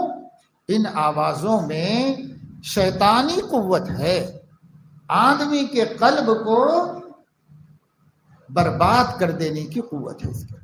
ہے تو ایک آواز ہی، وہ بھی میوزک کیا ہے؟ ایک آواز ہی ہے. گانے کیا ہیں؟ ایک آواز ہی ہے. بھائی کوئی کچھ پڑھ رہا ہے، بول رہا ہے، لیکن آواز جادو ہے. آواز کی تاثیر سے انسان جان بھی کھو بیٹھتا ہے. اتنا اثر ہے آواز کے اندر. جان سے ہاتھ دھو بیٹھتا ہے. آواز کی قوت اتنی ہے. ایک جادو ہے، ایک ناقابل تسخیر طاقت ہے آواز. اللہ نے کسی کو ایسی آواز دی ہے تو کہ تڑپا کے رکھ دیتی. مرغ بسمل کے طرح تڑپتا رہتا ہے. ایسے گانے والے ہوتے ہیں، ایسی گانے والیاں ہوتی ہیں. آج دنیا تھرک رہی ہے، دھڑک رہی ہے، مجنوں بنی ہوئی ہے، پاگلوں کی طرح آوازوں کے پیچھے ہی نا کہ صاحب فلاں کی آواز بہت شاندار، فلاں کی آواز. اور اب تو انفارمیشن ٹیکنالوجی کی بہتات نے، سہولتوں نے دنیا بھر کے گویوں سے جوڑ دیا ہے. پہلے تو وہ اپنے شہر میں کسی گانے والے کو جانتا ہوگا کہ صاحب وہ بہت اچھا گانے والی ہے اور بہت اچھا گانے والا ہے. مرد بھی ہوتے ہیں، عورتیں بھی. یہاں عورت مرد کی بات نہیں ہے، یہاں آواز کا جادو ہے. مردوں کو بھی نصیب ہوتا ہے، عورتوں کو بھی ہو جاتا ہے. اب یہ آواز ہے، یہ آواز پر دنیا حیران پریشان ہے. اس آواز کی وجہ سے کاروبار خراب ہے. اس آواز کی وجہ سے زندگیاں برباد ہیں. اسی موسیقی کے چکر میں، انہی گانوں کے سننے کے چکر میں بیوی بچے انسان کی محبت سے محروم ہیں. اور بیوی اگر اس کی عادی ہے تو شوہر اور اولاد اس کی توجہ سے محروم ہے، کیونکہ دماغ انہی آوازوں میں اٹکا ہوا ہے. ہر وقت یہی.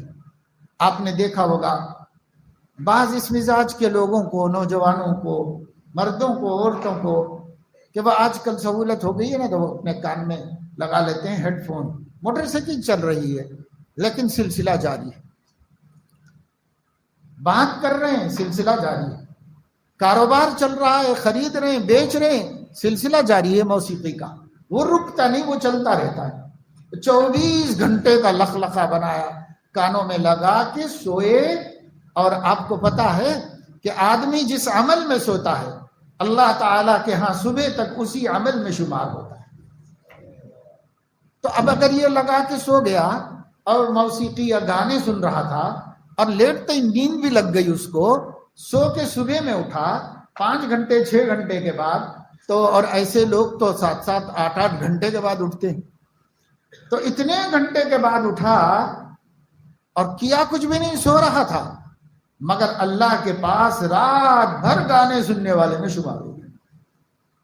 یہ برا شوق اس کو گناہگار بنایا، 8 گھنٹے گناہ کرتا رہا، کیا کچھ بھی نہیں، نیند لگ گئی، کچھ بھی نہیں سمجھ میں آ رہا، ہوش ہی نہیں ہے، لیکن شمار ہوگا آخری عمل میں، جو آخری عمل کیا سوتے وقت۔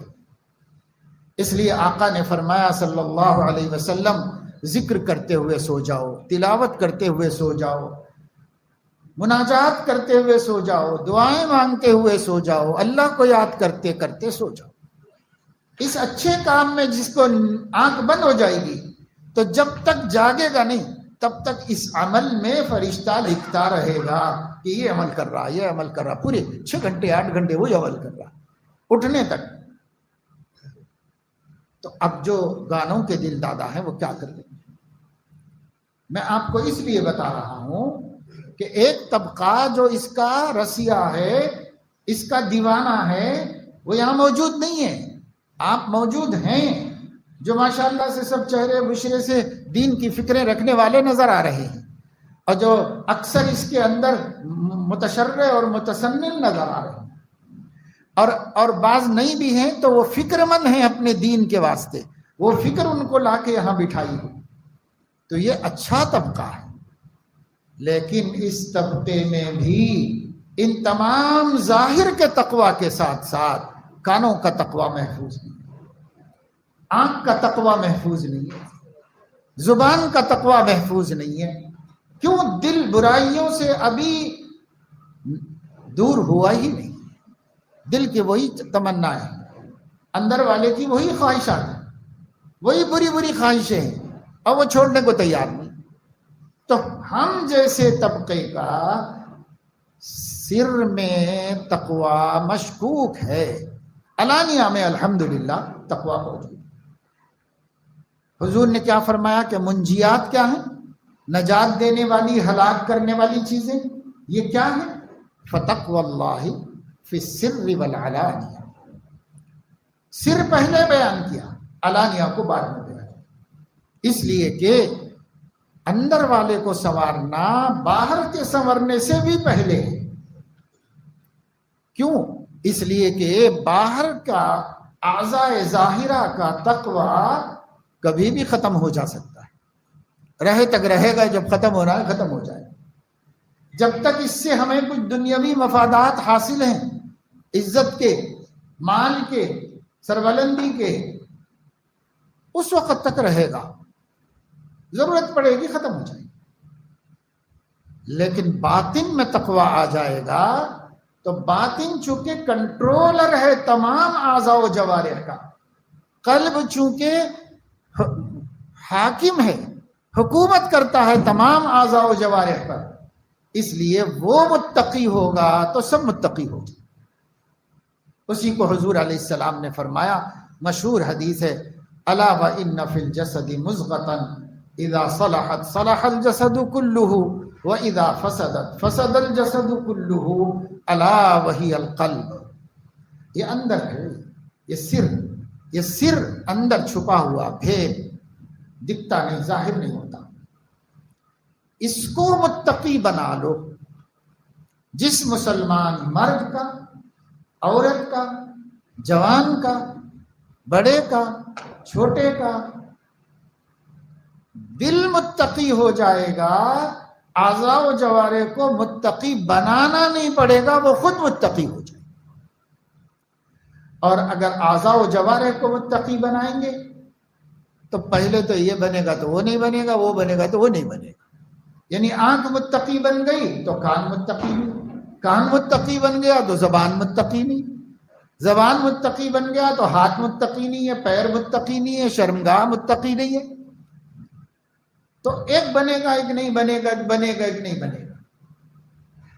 اور اگر بن جائیں سب بھی تو پائیدار متقی نہیں رہیں گے، کبھی بھی اس تقوی کا جنازہ نکل جائے گا، کسی وقت بھی ختم ہو جائے گا، اس لیے کہ اعضاء و جوارح وہ مختار نہیں ہے، مختار دل ہے، دل بدلے گا سب کو بدل دے گا، اس لیے جو گناہ کرانا چاہے کرا لے گا دل۔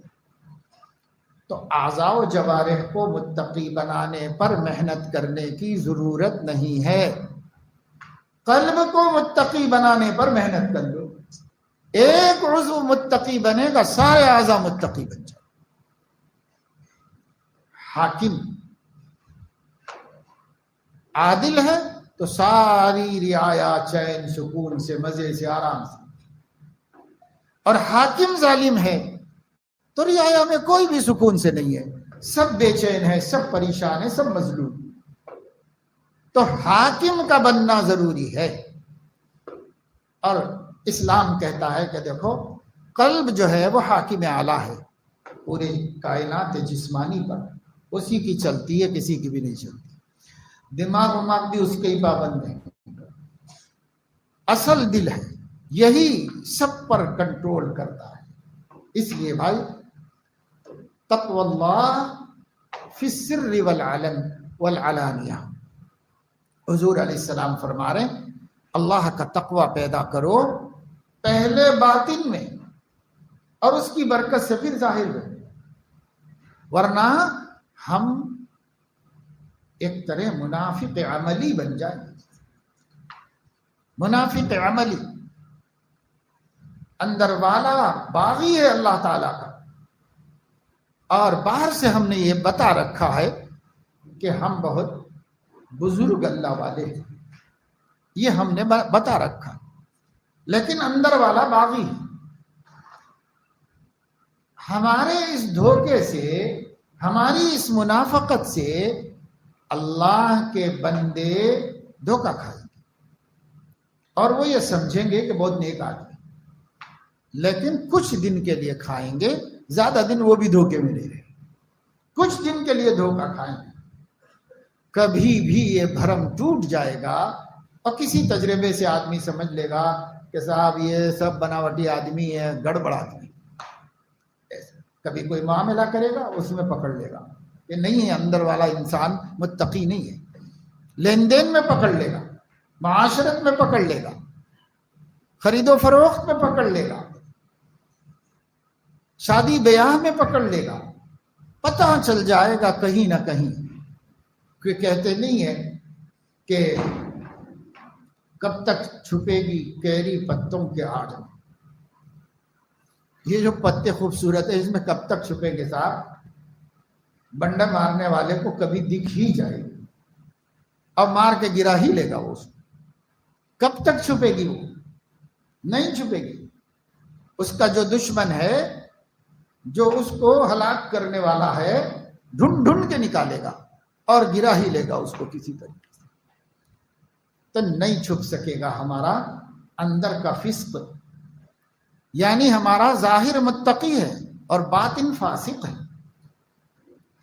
تو فسق چھپ نہیں سکے گا، کبھی نہ کبھی سامنے آ جائے گا اور ظاہر ہو جائے گا. اس لیے اللہ کے نبی نے سر کو پہلے بیان کیا. پہلے دل بناؤ، دل بناؤ، دل سنوارو، دل کو سجاؤ، دل کو پاکیزہ کرو، دل میں سے گندے جذبات نکالو. بدنگاہی دل میں ہے، دل میں سے نکالو. گانے گانا دل میں ہے، دل میں سے نکالو. غیبت، جھوٹ، سب اعضاء و جوارح جتنے گناہ کر رہے ہیں، اعضاء مجبور ہیں، دل کرا رہا ہے. مجرم دل ہی ہے، وہی کرا رہا ہے سارے گناہ. تو تقوی وہاں نہیں ہوگا تو پھر متقی وہ کسی کو بھی تو رہنے نہیں دے گا، کسی عضو کو متقی رہنے نہیں دے گا وہ. اس لیے کہ اس کا اختیار چلتا ہے، اس کا اقتدار چلتا ہے. اس لیے اللہ کے نبی صلی اللہ علیہ وسلم نے ارشاد فرمایا، پہلی بات جو نجات کا سبب ہے منجی ہے. منجی نجات دلانے والی، اس میں فاعل ہے، انجا مصدر کا. منجی ہے، نجات دلانے والی ہے.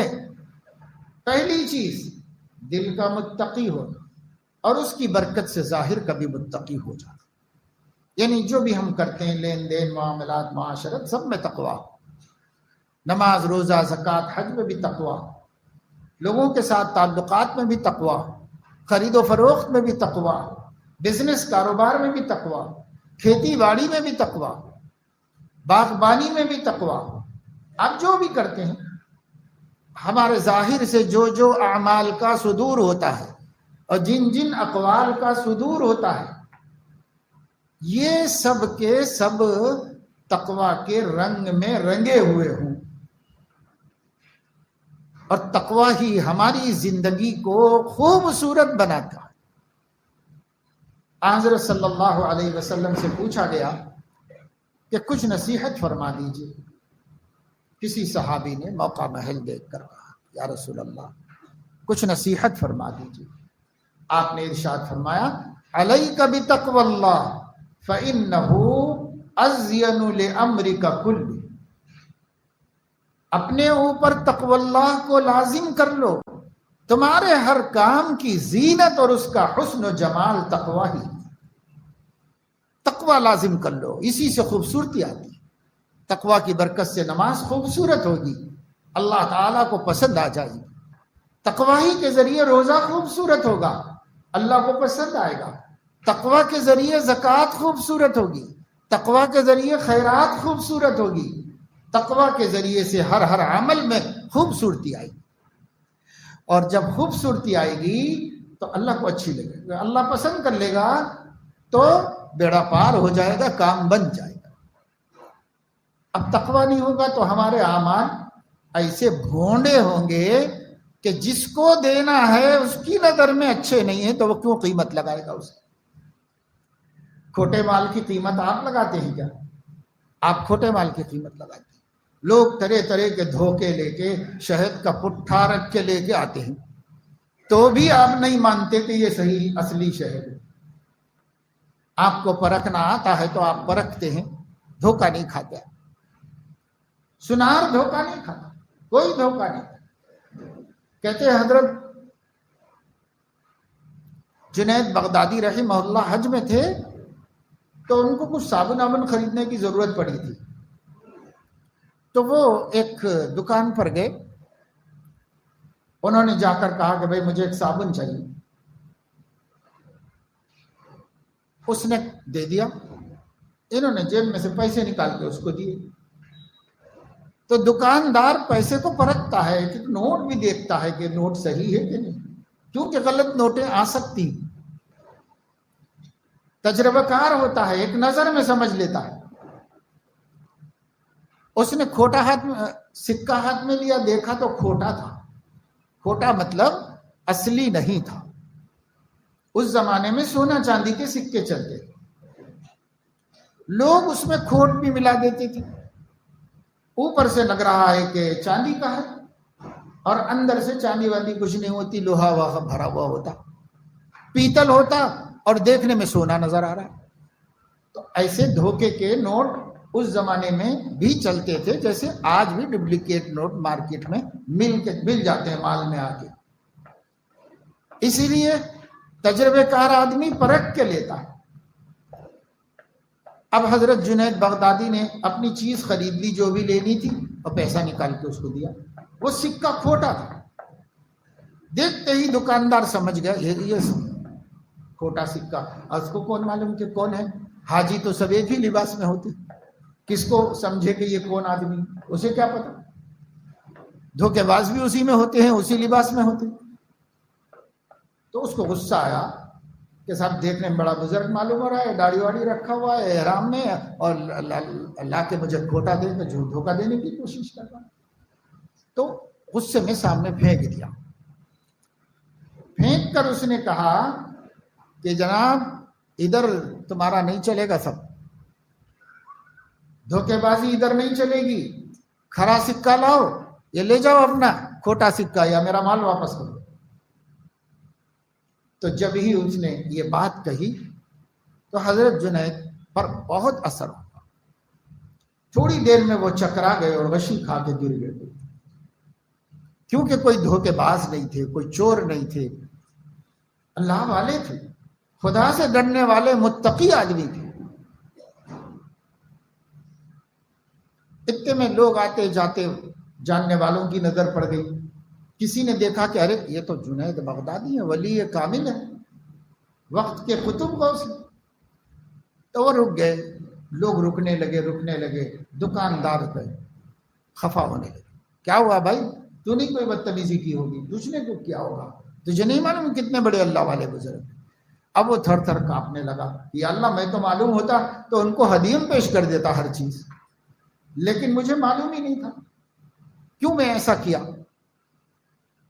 پھر آپ ہوش میں آئے تو آپ نے فرمایا بھائی دکاندار کو کچھ مت دو، یہ میرا محسن ہے. کیا احسان کیا؟ احسان یہ کیا کہ جب اس نے، مجھے تو خیر نہیں معلوم، میں کسی سے دھوکہ کھا کے کھوٹا سکہ لے لیا تھا اور اسے کھرا سمجھ کے دے دیا، لیکن یہ جانتا تھا تو اس نے اٹھا کے پھینک دیا اور کہا ادھر دھوکے بازی نہیں چلے گی. تو فوراً میری آنکھوں کے سامنے قیامت کا منظر آ گیا اور میں محسوس کرنے لگا کہ میں خدائے علیم و خبیر کے سامنے کھڑا ہوا اور وہ مجھ سے پوچھ رہا ہے کہ کیا چاہتے ہو؟ آپ کی رضا اور جنت چاہتا. کیا لے کے آئے ہو؟ یہ 50 سال کی عبادتیں تقویٰ پرہیزگاری لے کے آیا ہوں. اللہ اس پر نظر ڈالے اور کہیں کہ ادھر دھوکہ بازی نہیں چلتی، یہ کھوٹا تقویٰ مجھے نہیں چاہیے، یہ کھوٹی پرہیزگاری مجھے نہیں چاہیے. تو یہاں تو میں دوسرا سکہ دے کے ضرورت پوری کر لوں گا، پر قیامت میں ایسا ہو جائے تو پھر کیا کروں گا؟ کیونکہ نہ دوسری زندگی ہے، اب نہ عمل کرنے کا وقت باقی. تو مجھے اس واقعے سے بڑا سبق ملا. میں اس کو اپنا محسن سمجھتا ہوں. اس نے مجھے بہت زندگی کا اہم سبق دیا. اب سبق لینے والے تو ایسے بھی لے لیتے ہیں، اور ہم کو تو سبق دیا جائے تو بھی نہیں لیتے ہم سبق. یہ سب احساس کی کمی کی بات ہے. تو دل اگر متقی ہوگا تو سب اعضاء و جوارح متقی ہوں. اور ظاہر کا تقوی ناپائیدار ہے، فانی ہے، کبھی بھی ختم ہو جائے گا اور کبھی بھی دھل جائے گا. یوں سمجھو کہ کچا کلر ہے، اس سے آپ نے ایک چیز کو ڈیزائن کیا ہے، رنگ کر دیا ہے، اور اب بہت خوبصورت لگ رہا ہے، بہت خوبصورت لگ رہا ہے، لیکن کچے کلر سے کیا ہے. ایک بارش ہوگی اور سب بہہ جائے گا، اب بالکل ننگا کھڑا ہو جائے گا، کچھ اس کے اوپر حسن نہیں ہوگا، کوئی جمال نہیں ہوگا. تو ظاہر کا تقوی کچا کلر ہے. قلب متقی ہو گیا تو پھر آپ کے ظاہر میں جو تقوی آئے گا یہ پکا کلر ہے. یہ اللہ کے سامنے پیش ہونے تک اسی طرح رہے گا، یہ کلر بدلنے والا نہیں. یہ زینت، یہ خوبصورتی. علیک بالتقوی فإنہ ازین لامرک کلہ. تیرے ہر معاملے کی زینت اور خوبصورتی اور حسن و جمال اللہ کا خوف ہے، اللہ کا تقوی ہے، سامنے کھڑے ہونے کا احساس ہے، زندگی کا جواب دینے کا احساس ہے. یہ تقوی اللہ اندر لاؤ. اندر تقوی اللہ فی السر والعلن ہے کتنی بڑی دولت. دنیا آخرت کے سارے مسائل کا حل قرآن تقوی میں بتاتا ہے. روزی روٹی کے لیے ہم پریشان ہیں، قرآن کہتا ہے وَمَن يَتَّقِ اللَّهَ يَجْعَلْ لَهُ مَخْرَجًا وَيَرْزُقْهُ مِنْ حَيْثُ لَا يَحْتَسِبُ. اسی دل کے متقی ہو جانے کے بعد اللہ رب العزت وہم و گمان سے ہٹ کر کرشماتی طور پر تم کو روزی دے گا. یرزقہ من حیث لا یحتسب، کرشماتی طور پر روزی دے گا اللہ رب العزت. کہاں سے دے گا؟ اہل اللہ کی خوشحال زندگی، اہل اللہ کی نہایت ہی آرام دہ ظاہر میں زندگی، اگرچہ کہ خدا تعالیٰ کے ہجر میں اور خدا تعالیٰ کی طلب میں اور خدا تعالیٰ کی تلاش میں ان کے قلوب میں جو آگ لگی ہوئی ہے وہ کسی کو نظر تو آتی نہیں. ہنسی بھی ہے وہ لبوں پہ ہر دم، چشم بھی میری تر نہیں ہے، جو دل رو رہا ہے پہ ہم کسی کو اس کی خبر نہیں. اللہ والے ایسے ہر وقت ہنسی خوشی زندگی گزار. کتنے حادثات اور کتنے مصائب اور کسی غموں سے گزر گئے. صدمہ و آلام میں میرے دل کے تبسم کی مثال جیسے گھرے خاروں میں کوئی پھول چٹک لیتا ہے. پھول کو کھلنے کے واسطے کانٹوں سے ڈر نہیں. ارے میں کیسے کھلوں، ادھر کانٹا ہے، ادھر کانٹا ہے، ادھر کانٹا ہے، ادھر کانٹا ہے. وہ سوچتے ہی نہیں، وہ کھلتا ہے اور کھل کے بتا دیتا ہے، ہنس کے بتا دیتا ہے. حضرت پرتاپ گڑھی فرماتے کتنی ہی مصیبتوں سے، مخالفتوں سے اور نفس و شیطان کی مظالم سے ہم گزر رہے ہیں، اور کتنا مجاہدہ کر کر کے اپنے دل کو مجروح اور زخمی کر رہے ہیں. ایک آگ جل رہی ہے ہمارے قلب کے اندر، لیکن ہم مسکرا رہے ہیں. کیوں؟ کہ ہم گھرے کانٹوں میں کھلنا سیکھ چکے، اللہ سے راضی ہیں، ہر حال میں خوش. تو اگر دل متقی ہے تو روزی بھی ملے گی. لوگ کہہ رہے ہیں ان لوگوں کو کہاں سے آ رہا، ان لوگوں کو کہاں سے آ رہا. تو بھائی تم کو جواب کیسے دیا جائے، وہ سورس کیسے بتایا جائے کہ یہاں سے آ رہا، جبکہ اللہ نے خود نہیں بتایا. من حیث لا یحتسب، کرشماتی طور پر دوں گا، سمجھ میں بھی نہیں آئے گا کہاں سے. پہلے زمانے میں بولتے تھے بند مٹھی، کوئی بولتے تھے مسلح کے نیچے سے. یہ سب تعبیرات تھی، حقیقت میں کوئی رکھتا تھوڑی تھا نیچے سے. یہ تعبیرات تھی. تم کچھ بھی طے کرو کہ کہاں سے آیا، اللہ فرما رہے میں نے بتاؤں گا کہاں سے آیا، مگر میں دوں گا، دینے کا وعدہ ہے. من حیث لا یحتسب، گمان بھی نہیں، سوچا بھی نہیں تھا کہاں سے آئے گا، کیسے آئے گا. اب موقع نہیں. زندگی میں پرانے لوگوں، صحابہ اور اولیاء، محدثین، فقہا کی تو چھوڑو قصے، پڑھ لو سیرتیں تو سمجھ میں آئے گا. لیکن ماضی قریب میں ہمارے اکابر، اساتذہ، مشائخ اہل اللہ کو جو آنکھوں نے دیکھا ہے، کوئی ذریعہ نہیں لیکن کسی کا محتاج. جمعے میں ملفوظات حضرت حکیم الامت کے سنتے ہیں جو لوگ شریک رہتے ہیں، جو لوگ آن لائن شریک رہتے ہیں، سب سنتے ہوں گے. کئی دفعے حضرت اپنی استغنا کی باتیں بیان کرتے رہتے ہیں، اور کئی دفعے یہ اعتراف کر چکے ہیں میرا کوئی ذریعہ نہیں ہے، بس اللہ جو بھی اپنے مخلص بندوں سے کرا دیتا ہے کام کرا دیتا ہے. میرا کوئی ذریعہ نہیں ہے، کوئی بزنس نہیں ہے، کوئی کاروبار نہیں ہے، بس وَمَن يَتَوَكَّلْ عَلَى اللَّهِ فَهُوَ حَسْبُهُ کی مثال. بیٹھ گئے ایک جگہ، اللہ کے دین کے کام پر وقف کر لیا اپنے کو کہ بھئی مجھے کام کرنا ہے، کھلانا تو الرزاق ذو القوۃ المتین کے ذمہ ہے، میرے ذمہ ہے، وہ کھلائے گا مجھے. بیٹھ گئے. یہ ایک اعلیٰ درجہ تھا تقویٰ کا، توکل کا. بیٹھ گئے. لیکن پوری زندگی میں اگر آپ پڑھیں گے اشرف السوانح، آپ کو پتا چلے گا سینکڑوں ہزاروں محتاجوں کی مدد تو کر دی، لیکن خود کسی سے ہاتھ نہیں پھیلایا، کسی سے نہیں، خود کسی کے سامنے محتاج نہیں ہوئے. اور اللہ جانے کتنے محتاجوں کا کام بنا دیا، وہ کتنے لوگوں کا اللہ تعالیٰ نے مدد فرما دی. کیسے کیسے واقعات خود انہوں نے بیان فرما. مکان بنانا شروع کیا تو کیسے کیسے اللہ کی مددیں ہوئیں، اور کس طرح مکان تعمیر ہو گیا، ہر چیز. تو جب وہ کہتا ہے متقی کو میں کرشماتی طور پر روزی دوں گا، وَيَرْزُقْهُ مِنْ حَيْثُ لَا يَحْتَسِبُ. آپ روٹی کے لیے پریشان ہیں لیکن متقی بننے کے لیے تیار ہیں. آپ کو نوکری نہیں مل رہی ہے مگر متقی بننے کے لیے تیار نہیں. پیسے کے خاطر جو تقوی ہے اس کا بھی سودا کر لینے کے لیے تیار ہے. یہ سب کچھ ہو رہا. دیندار دین بیچ رہا ہے، بے ایمان تو بے ایمانی کر ہی رہا ہے، اس کا کام ہی بے ایمانی. ایمان والے کیا کر رہے ہیں، دیندار بھی کیا کر رہے ہیں.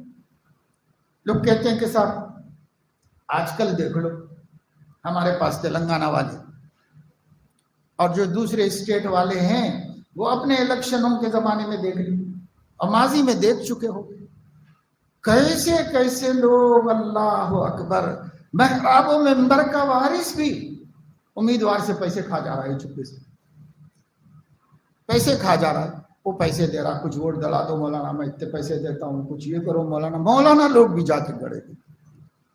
اب تلنگانہ میں بھی ایسی مثالیں سامنے ہیں اور ایسے واقعات ابھی انہی دنوں کے جو ابھی الیکشن سامنے ہے قریب میں بالکل ہے، اچھے اچھے لوگ جن کے بارے میں ہم تصور تک نہیں کر سکتے، سوچ نہیں سکتے، بس ہاتھ خراب ہو گئے۔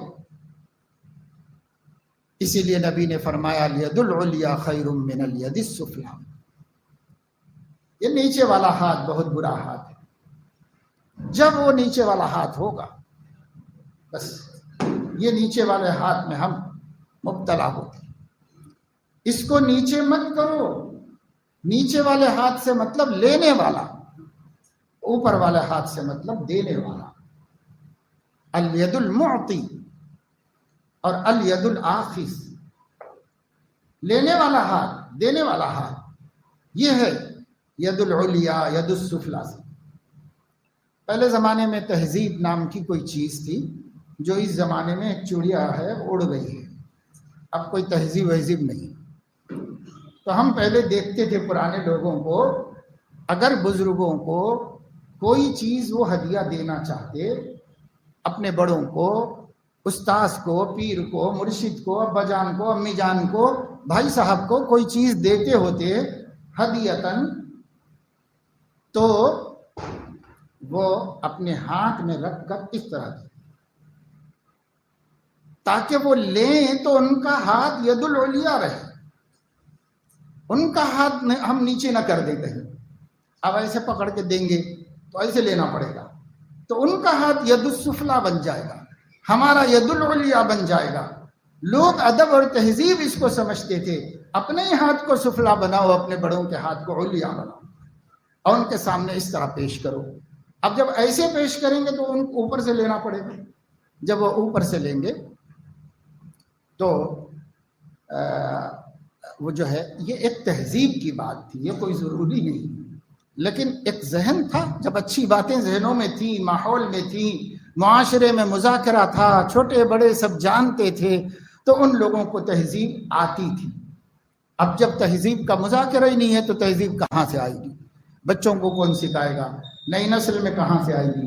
کہیں سے بھی نہیں آ سکتی۔ اس لیے یہ چیز ہم اپنے اندر پیدا کریں کہ آدمی دنیا بھی درست کرنا چاہ رہا ہے تو تقوی سے ہی ہوگی بھائی، نہیں، یہ ایک ایسی چابی ہے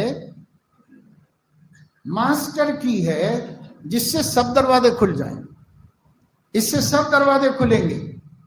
جنت کا دروازہ بھی تقوی سے کھلے گا، رضا الہی کا دروازہ بھی جنت سے تقوی سے کھلے گا، نبی پاک صلی اللہ علیہ وسلم کی خوشنودی اور محبت کا دروازہ بھی تقوی اللہ ہی سے کھلے گا، روزی کا دروازہ بھی تقوی اللہ سے کھلے گا، ہر دروازہ تقوی سے کھلے گا، عزت کا دروازہ بھی تقوی سے کھلے گا، سربلندی کا دروازہ بھی تقوی سے کھلے گا، کامیابی کا دروازہ بھی تقوی سے کھلے گا، جنگوں میں مقابلے کا دروازہ بھی تقوی سے کھلے گا۔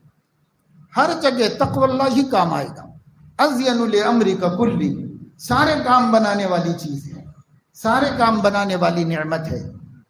اس لیے منجیات میں حضور علیہ السلام نے فرمایا کہ تقوی اللہ فی السر والعلانیہ، ظاہر میں بھی باطن میں بھی، باطن میں بھی ظاہر میں بھی۔ باطن کو پہلے اس لیے بنایا، میں نے آپ کو تفصیل بتا دی کہ اندر ہوگا تو سارے اعضاء خود بخود متقی ہو جائیں گے، آپ کو بنانا نہیں پڑے گا۔ یہ جو آج کل ہم کہتے ہیں نا، بہت کوشش کر رہا ہوں بدنگاہی سے نہیں بچ پا رہے، تو ہم آنکھ کو متقی بنانا چاہ رہے ہیں تو کامیابی نہیں مل رہی۔ دل کو متقی بنا دو تو وہ خود روک دے گا آنکھ کو، نہیں ہرگز نہیں، میری اجازت نہیں۔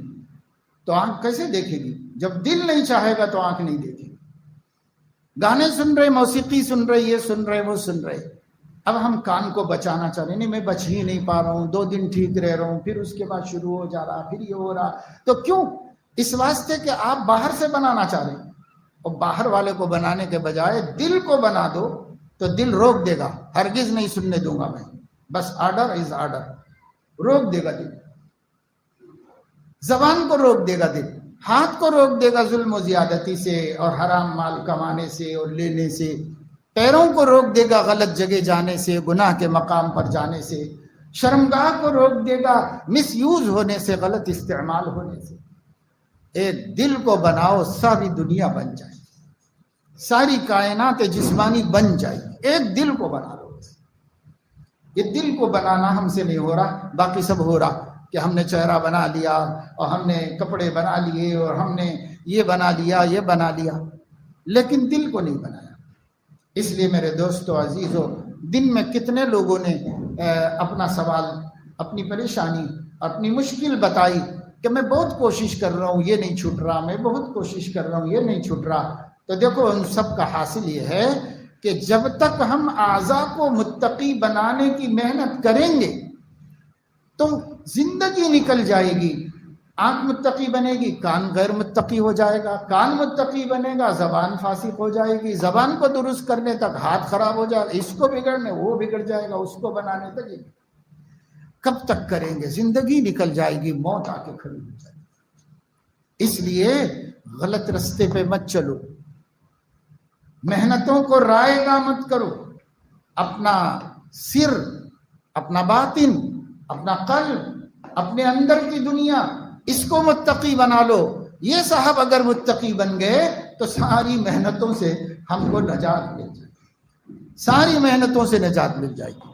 اور حضور بھی فرما رہے ہیں کہ یہ تقوی اللہ منجی ہے، نجات دلانے والا ہے، مصائب سے، مشکلات سے، غیر ضروری مجاہدات سے، پریشانیوں سے، سب سے نجات دلانے والا ہے تقوی اللہ۔ تو قلب کو متقی بنانا، اس کے اوپر ہم کو محنت کرنا چاہیے۔ اگر ہمارا دل متقی بن جائے گا تو پھر اس کی خواہشات بدل جائیں گی۔ اب وہ نیکی کو چاہے گا، برائی کو نہیں چاہے گا۔ جب دل نہیں چاہتا تو اعضاء عمل نہیں کر سکتے۔ وہ ہمیشہ اعضاء و جوارح کو، ہمارے جسم کے پارٹس کو وہ حکم دے گا اچھا کرے، اچھا ہی حکم دے گا، برا نہیں دے گا حکم۔ لہٰذا بہت آسانی سے ہم متقی بن جائیں گے، بہت آسانی سے ہم متقی بن جائیں گے۔ اس لیے بعض محدثین کے یہ بات حدیث کی کتابوں میں لکھی ہوئی ہے کہ انہوں نے فرمایا کہ ہم نے دنیا میں متقی بننے سے آسان کوئی کام نہیں۔ ہم کیا بول رہے ہیں؟ متقی بننے سے زیادہ مشکل کوئی کام نہیں، سب سے مشکل کام متقی بننا ہے۔ وہ کہہ رہے ہیں کہ ہم نے متقی بننے سے آسان کوئی کام نہیں دیکھا، اس لیے کہ متقی بننے کا طریقہ یہ ہے جس بات میں کھٹک ہو چھوڑ دو، چھوڑ دو اس کو، اور جو گناہ ہے معلوم ہے اس کا تو چھوڑنا ہے۔ گناہ کے بعد شبہ گناہ کو بھی چھوڑ دو، شبہ معصیت کو بھی چھوڑ دو، کھٹک ہوئی چھوڑ دو۔ تو کہا اتنا آسان کام تو ہم نے کوئی نہیں دیکھا، متقی بننے سے آسان کام کوئی نہیں، یہ سب سے آسان ہے۔ تو مثبت سوچنے والے کو مثبت سمجھ میں آتا ہے، منفی سوچنے والے کو منفی سمجھ۔ ہم لوگوں کو نفس نے منفی سوچنے کی عادت ڈال دی، منفی۔ اس لیے کوشش کریں، فکر کریں۔ اور دوسری بات حضور علیہ الصلوۃ والسلام نے فرمایا القول بالحق فی الرضا والسخط، سچ بات بولنا، اگر آپ کسی سے راضی ہیں تب بھی، اور کوئی ناراض ہے تب بھی، یا کسی کو خوش کرنا ہے تب بھی، یا کسی کو غصہ ہو جانے کا خطرہ ہے تب بھی، ہر صورت میں سچ بولنا، حق بولنا۔ باطل کی حمایت ہم نہیں کرتے، ہم حق ہی بولیں گے، چاہے کتنا ہی مسئلہ ہمارے سامنے گمبھیر ہو، کوئی بات نہیں۔ لا یخافون فی اللہ لومۃ لائم، مومن کسی ملامت گر کی ملامت کا خوف نہیں۔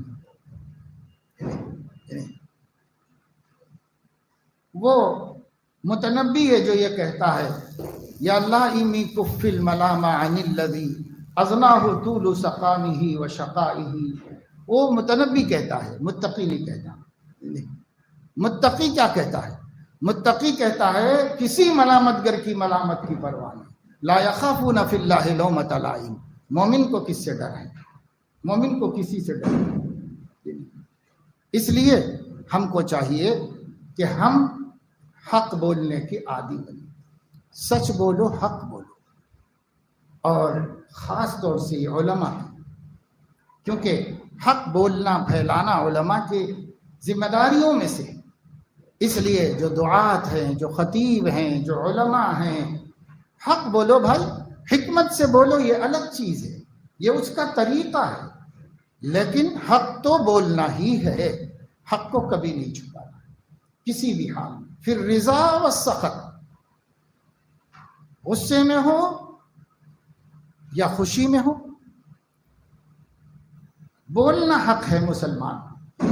اس لیے تیسری بات حضور علیہ السلام نے فرمایا القصد فی الغنى والفقر، قصد کہتے ہیں اعتدال کو، درمیان، القصد فی الغنى والفقر، آدمی مال کا استعمال کرنا سیکھ لے اور اپنے مال کو اقتصاد اور اعتدال کے ساتھ استعمال کرے، یہ جس کو آ جائے وہ نجات پا جائے گا، فقر سے نجات پا جائے گا، سوال کی ذلت سے نجات پا جائے گا، دنیا میں بھی اور آخرت میں بھی نجات دلانے والی چیزوں میں سے ایک اہم چیز ہی ہے القصد فی الفقر والغنى۔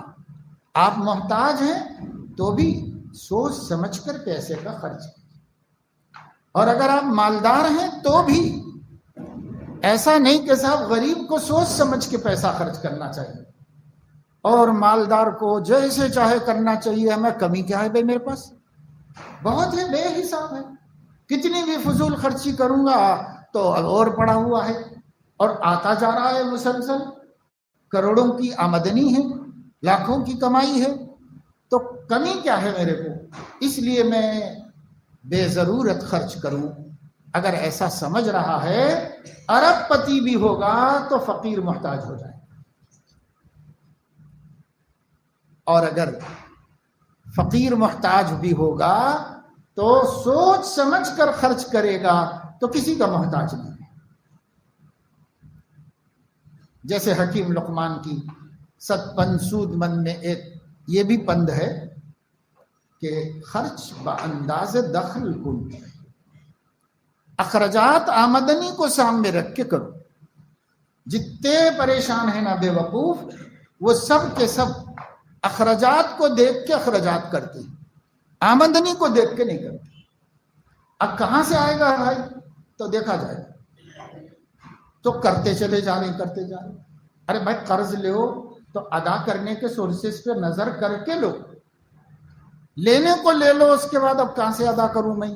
اب وہ پوچھ رہا، آپ بول رہے ہیں کہاں سے لا کے دوں، ہی نہیں میرے پاس، تو لیا کیوں تھا بھائی جب تو دے نہیں سکتا ہے، تو لیا کیوں تھا؟ تو وہ بعد میں سوچنا ہے کہ پہلے سوچنا ہے؟ پہلے سوچ لینا چاہیے، تکلیف اٹھا لینا چاہیے، اور جو چیز ہم نہیں کر سکتے اس میں نہیں پڑنا چاہیے۔ اس طرح اپنی آمدنی جو بھی ہے خرچ بانداز دخل کن، یا اردو زبان میں کہتے ہیں ہمارے علاقوں میں اپنی چادر دیکھ کے پیر پھیلاؤ، پاؤں پھیلاتے ہیں نا چادر اوڑھ کے، تو چادر دیکھ کے پاؤں پھیلاؤ، چادر چھوٹی ہے یہ پیر نکال دو گے تو باہر چلے جائیں گے، چادر کے اندر ہی رہنا چاہیے، سردی سے بچنا ہے، تو جتنی چادر ہے اتنا پاؤں پھیلاؤ، چادر سے بڑھ کے مت پھیلاؤ، یہ آمدنی سے بڑھ کے اخراجات مت کرو۔ علامہ سید سلیمان ندوی رحمہ اللہ بڑے عالم و عارف گزرے ہیں، انہوں نے اپنے بڑھاپے میں فرمایا 70 برس کا تجربہ دوسروں کے نفع کے لیے بیان کر دیتا ہوں کہ ترقی آمدنی بڑھانے کا نام نہیں ہے، خرچہ گھٹانے کا نام، خرچ گھٹانے کا نام ترقی ہے، آمدنی بڑھانے کا نام ترقی نہیں۔ آپ نے دیکھا کہ ایک آدمی کما رہا تھا 10,000 15,000، تو اس نے سوچا کہ بھائی اس سے میرا کام نہیں چل رہا، قرضہ ہو جا رہا، پریشانی ہو جا رہی، لہذا اس نے کوشش کی، پاسپورٹ بنایا، ویزا نکالا، باہر چلے گیا۔ اب اس کو تنخواہ مل رہی ہے 60,000 70,000 روپے، 60,000 70,000 گھر کو ہر مہینہ بھی جا رہا۔ تو جب 15,000 روپے کما رہا تھا، 20,000 کما رہا تھا، تو 2,000 روپے کا مقروض ہو جا رہا تھا۔ اس مصیبت سے بچنے کے لیے 60,000 کما رہا ہے، 80,000 کما رہا ہے۔ لیکن بیگم صاحبہ ابھی بھی یہی بتا رہی ہیں کہ وہ پیسے کہاں گئے, کدھر گئے, میرے کو نہیں سمجھ میں آ رہا کدھر گئے, سب خرچہ ہو گیا. تو بھائی جس کا 22 میں کام چل سکتا تھا, 20 کما رہا تھا, 2000 کا قرضے دار ہو رہا تھا, تو گویا 22 ملتے تو کام چل سکتا تھا, یا 62 میں بھی کام نہیں چلا. اور وہی حالت خراب کی خراب ہے, مقروض کے مقروض, پریشان کے پریشان. یہ دیکھ لو آپ, مالدار کیا نہیں ہے. تو وہی شخص آج بھی اس ملک میں مزدوری کے ذریعے سے, معمولی نوکریوں کے ذریعے سے, پنچر کی دکان کے ذریعے سے گھر گھرستی کر رہا ہے, کسی سے نہیں مانگ رہا ہے. بچوں کو ایک موز ایک بن لا کے دے دیا تو خوش, بچے بھی خوش, باپ بھی خوش, آرام سے زندگی گزار رہے. پھر صبح اٹھتے ہی جا کے دکان کھول رہا, دن بھر پسینہ ٹپکا رہا ہے, جو بھی مل رہا ہے اس میں خوش ہے. کیوں خوش ہے؟ کہ اسے پتا ہے کہ میری اتنی انکم ہے, سب کرنا ہے مگر اسی میں کرنا ہے, سب کرنا ہے اسی میں کرنا ہے. آپ, میری تو تنخواہ بہت ہے, تو آپ کی ایک کیڈبری میں وہ 3 دن اپنے بچوں کو بن لا کے دے دیتا. آپ کو سمجھ میں آنا چاہیے کیا خرچ ہے. میں نے آپ کو سنایا تھا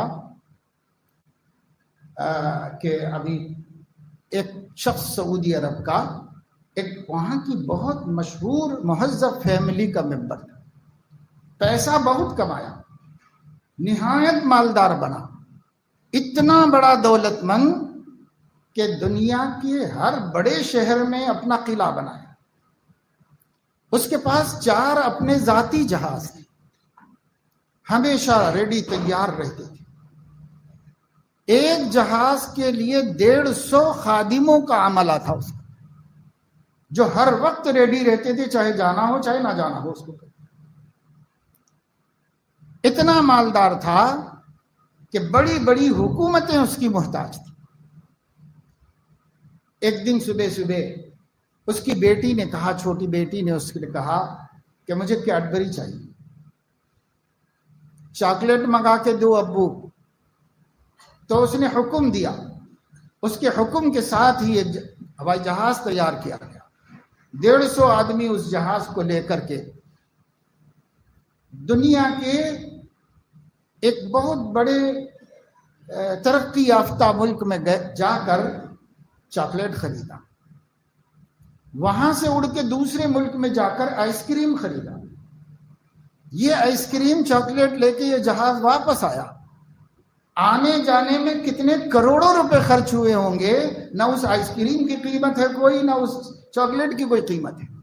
لیکن یہ جہاز کے آنے جانے میں کتنے کروڑ خرچہ ہو گئے. اتنے خرچ کرا کے بیٹی کو چاکلیٹ آئس کریم منگا کے دیا. اور جاننے والوں نے لکھا ہے کہ آخرت کا, دین کا, دل کا حال اتنا خراب تھا کہ امریکہ کے پریزیڈنٹ کی بیٹی ملنے کے لیے آئی تو اس نے اس کو دیکھ کے مسکرا دیا, تو اس کی مسکراہٹ پر $10 کروڑ کا اس کو ہدیہ دے دیا ڈالر کا. اتنا پیسہ اس کے پاس ہے. اور جب اس سے کوئی کہتے مسجد بنانے کے لیے, اس سے کوئی کہتے کسی بیمار کے علاج کے لیے, کسی غریب کی مدد کے لیے, تو سنا ہمیشہ یہ جواب دیتا تھا کہ جب اللہ ہی نہیں دینا چاہ رہا ہے تو میں کیوں دوں؟ میں ٹھیکہ لیا ہوں کیا؟ اللہ ٹھیکہ لیا ہے بندوں کا, میں ٹھیکہ لیا ہوں کا غریبی دور کرنے کا؟ میں ٹھیکہ لیا ہوں. کبھی نہیں دیتا تھا, کبھی راہ خدا میں خرچ نہیں. یہ سب مغروری کے کاموں میں خرچ کرتا تھا پیسہ. تو ایک دن ایسا آیا کہ ایک سعودی تاجر لندن کی کسی کاروبار کے سلسلے میں گئے تھے, کہیں سے وہ گزر رہے تھے. ایک آدمی سڑک پر بھیک مانگتا ہوا نظر آیا. انہوں نے اس کو دیکھا تو ان کو تھوڑا سا ڈاؤٹ ہوا, روک کر اس کو پوچھا تو وہ عرب تھا. کہاں کے ہو؟ سعودی عرب کے. کیا نام ہے؟ یہ نام. کیا ہوا؟ تو کہا بس سب کچھ چھن گیا, اب یہ لندن کی سڑکوں پہ بھی مانگ کے کھا. بہت رحم آیا. اس سعودی بزنس مین نے کہا کیا چاہتے ہو؟ بس اپنا وطن دیکھنا چاہتا ہوں، اپنے لوگوں میں پہنچ جانا چاہتا ہوں۔ اس نے اپنے پیسے سے ٹکٹ خرید کے اس کو سعودی عربیہ بھیجا۔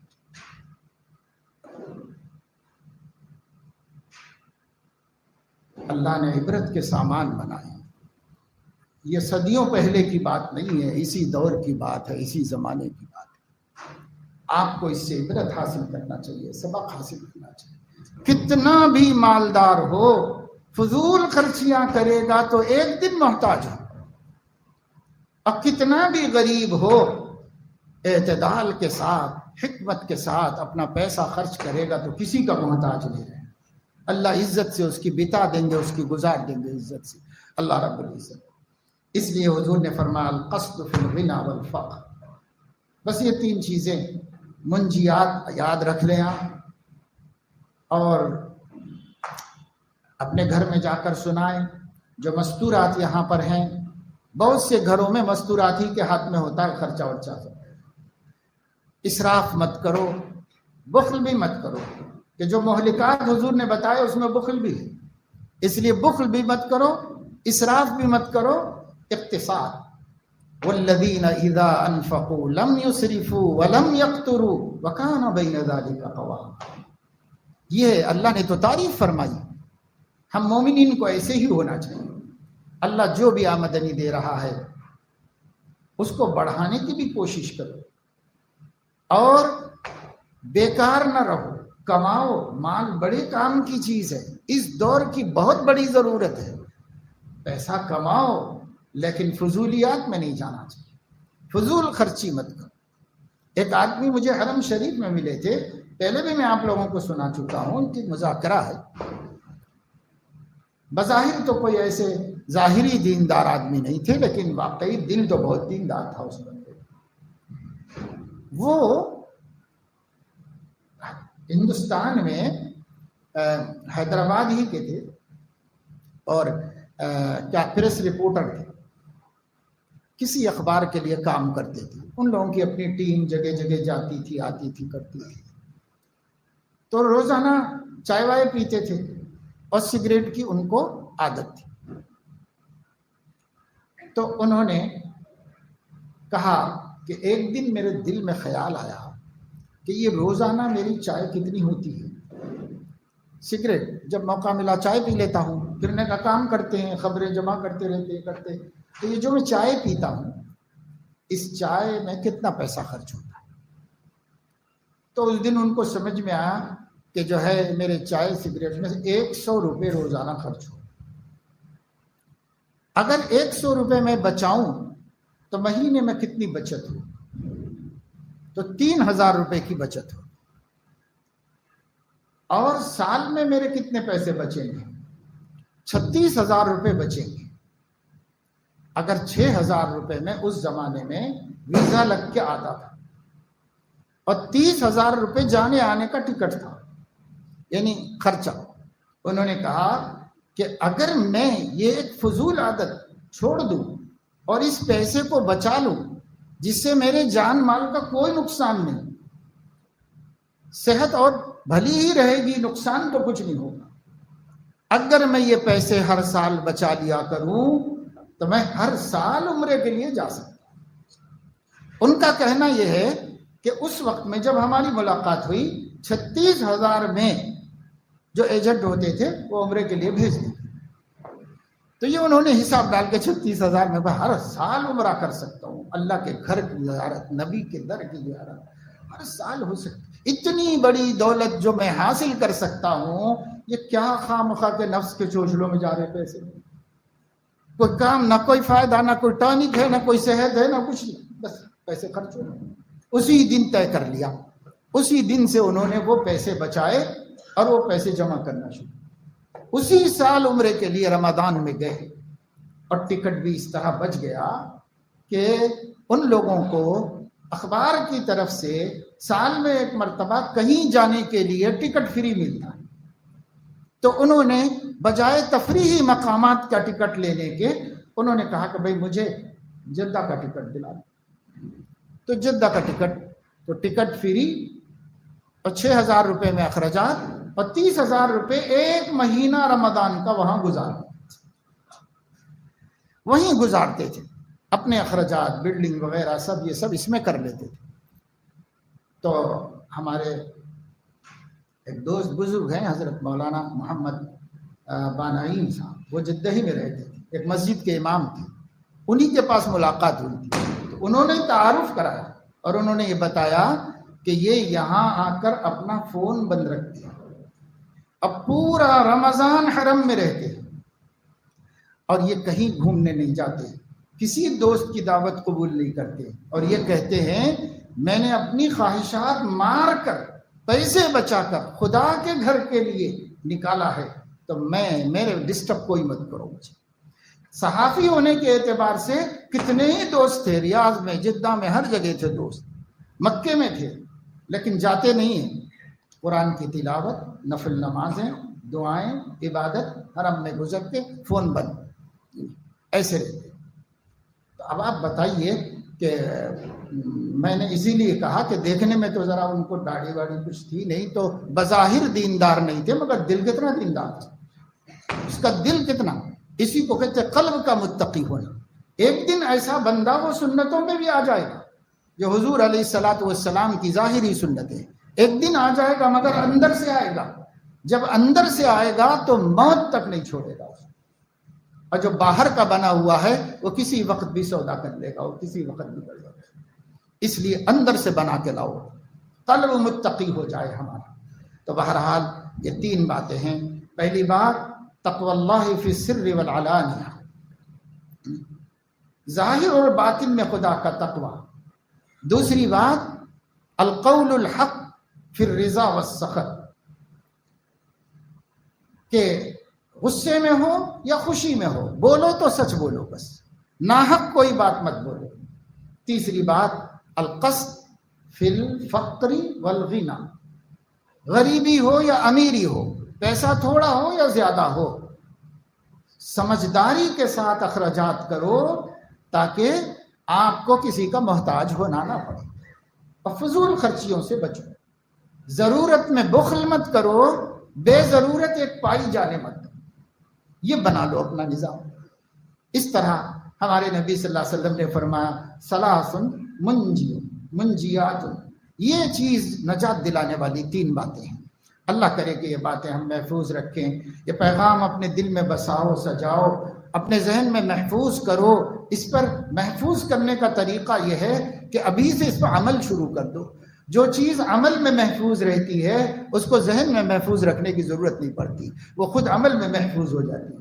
صحابہ عمل میں محفوظ کرتے تھے نبی کا دین، اس لیے عمل میں محفوظ کر لو ان 3 باتوں کو۔ اس پر آج ہی سے ارادہ کر کے عمل، مرد بھی شروع کرتے ہیں، عورتیں بھی، بڑے بزرگ جوان سب شروع کرتے ہیں اس کے اوپر عمل۔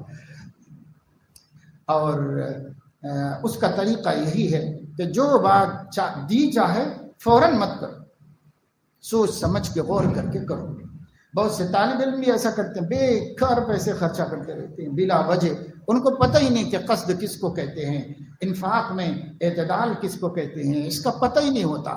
من جو چاہے، دل میں جو آئے خرچہ ہونا چاہیے، ایسا مت کرو، یہ سب چیزوں پہ عمل کرو، انشاءاللہ دنیا کے الجھن بھی کم ہو جائیں گے، دنیا کا ٹینشن بھی ختم ہوگا، اور انشاءاللہ اس کے ذریعے سے آخرت میں بھی عزت ملے گی، اللہ کی رضا ملے گی، نجات اور کامیابی ملے گی۔ اللہ پاک اپنے کرم سے مجھے آپ کو سب کو توفیق عمل نصیب فرمائے، اور اللہ رب العزت ہمارے اس جگہ جگہ سے، دور نزدیک سے جڑنے، جمع ہونے کو ہماری ہدایت میں اضافے کا سبب بنائے، اور ہمارے تقوی اللہ، اندر میں تقوی اللہ کے پیدا ہونے اور دل کے متقی ہو جانے کا اللہ اس کو فکریں کرنے کی توفیق عطا فرمائے اور اس کا سبب بنائے۔ آمین وآخر دعوانا الحمدللہ رب العالمین۔ مدرسے کے طالب علم محمد شعیب نے، کل ان کی والدہ کا انتقال ہوا ہے، دعائے مغفرت کی گزارش کی ہے۔ ایک صاحب مزمل ہیں، ہاسپٹل میں ہیں، 3 وال بلاک ہیں، دعا کریں کہ اللہ ان کو صحت سلامتی نصیب فرمائے۔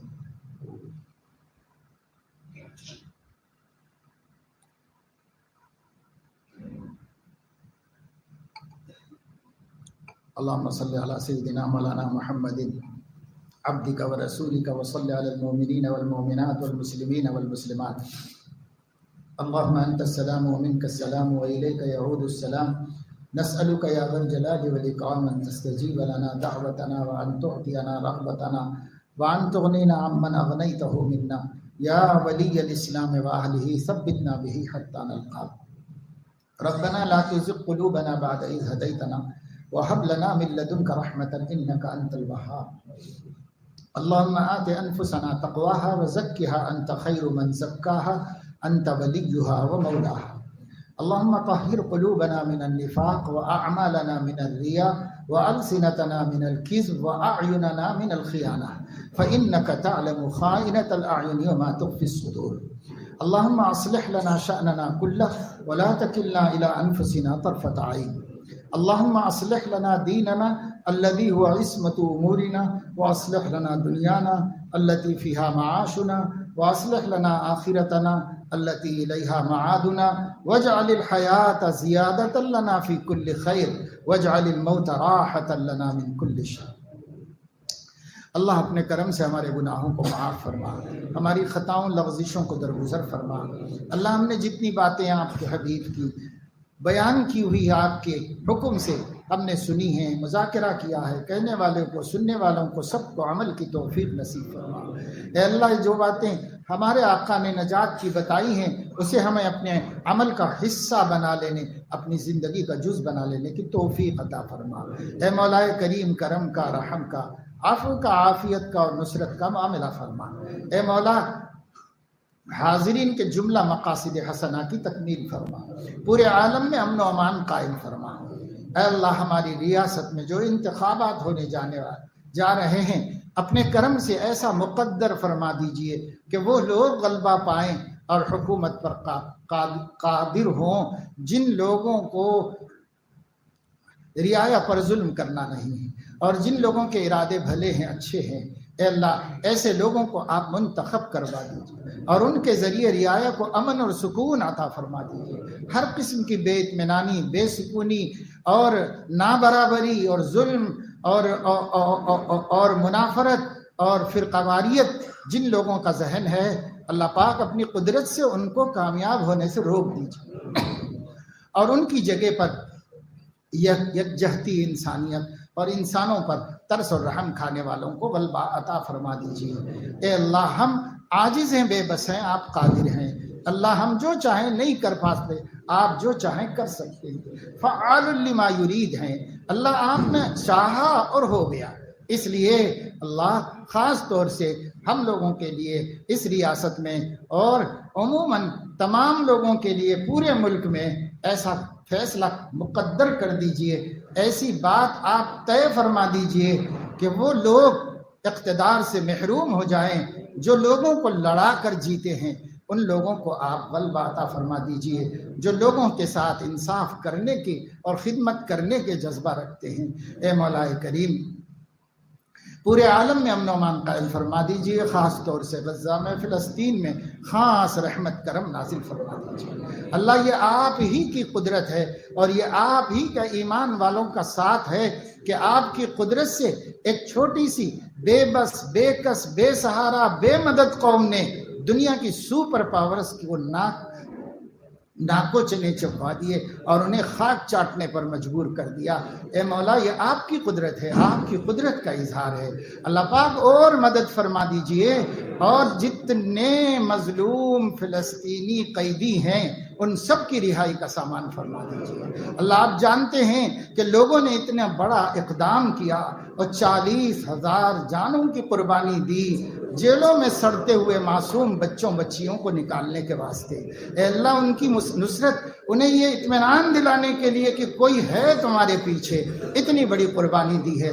اللہ وہ پھل ان کو دے دیجئے اور ان کی آزاد حکومت قائم ہونے کا سامان فرما دیجئے، خود مختار حکومت ہونے کا سامان فرما دیجئے۔ اللہ دنیا میں ہر قوم اپنا ملک رکھتی ہے، اپنی آزادی رکھتی ہے، کسی قوم کو کیوں مجبور کیا جا رہا ہے؟ آپ مجبور کرنے والوں کی گرفت کر لیجئے، اے مولا ان کی پکڑ کر لیجئے، ان کے دل میں ڈال دیجئے کہ ان کی بھی عافیت اسی میں ہے کہ وہ حقدار کو حق دے دیں۔ اے اللہ اب تو اس قربانی کے بعد آپ حقدار کو حق دلا دیجیے اور ان کو امن نصیب فرما دیجیے۔ اے مولا کریم قربانیوں کو قبول فرما لیجیے۔ اے مولا کریم ہمارے پاس تو کچھ بھی نہیں ہے، ہم ان کے حق میں آپ کو پکار رہے ہیں، ان کے حق میں ہماری پکار کو قبول فرما لیجیے۔ اللہ ہماری پکار کو سن کر ان کی مدد فرما دیجیے، ان کے مقاصد کو پورا فرما دیجیے، ان کے خون کو رنگ لانے کا سامان فرما دیجیے۔ اے اللہ ہماری اور ہر مومن کی جملہ حاجات و ضروریات پوری فرما دیجیے۔ وصلی اللہ تعالی علی خیر خلقہ سیدنا و حبیبنا محمد وعلی آلہ و اہل بیتہ و صحبہ اجمعین۔ سبحان ربک رب العزت عما یصفون وسلام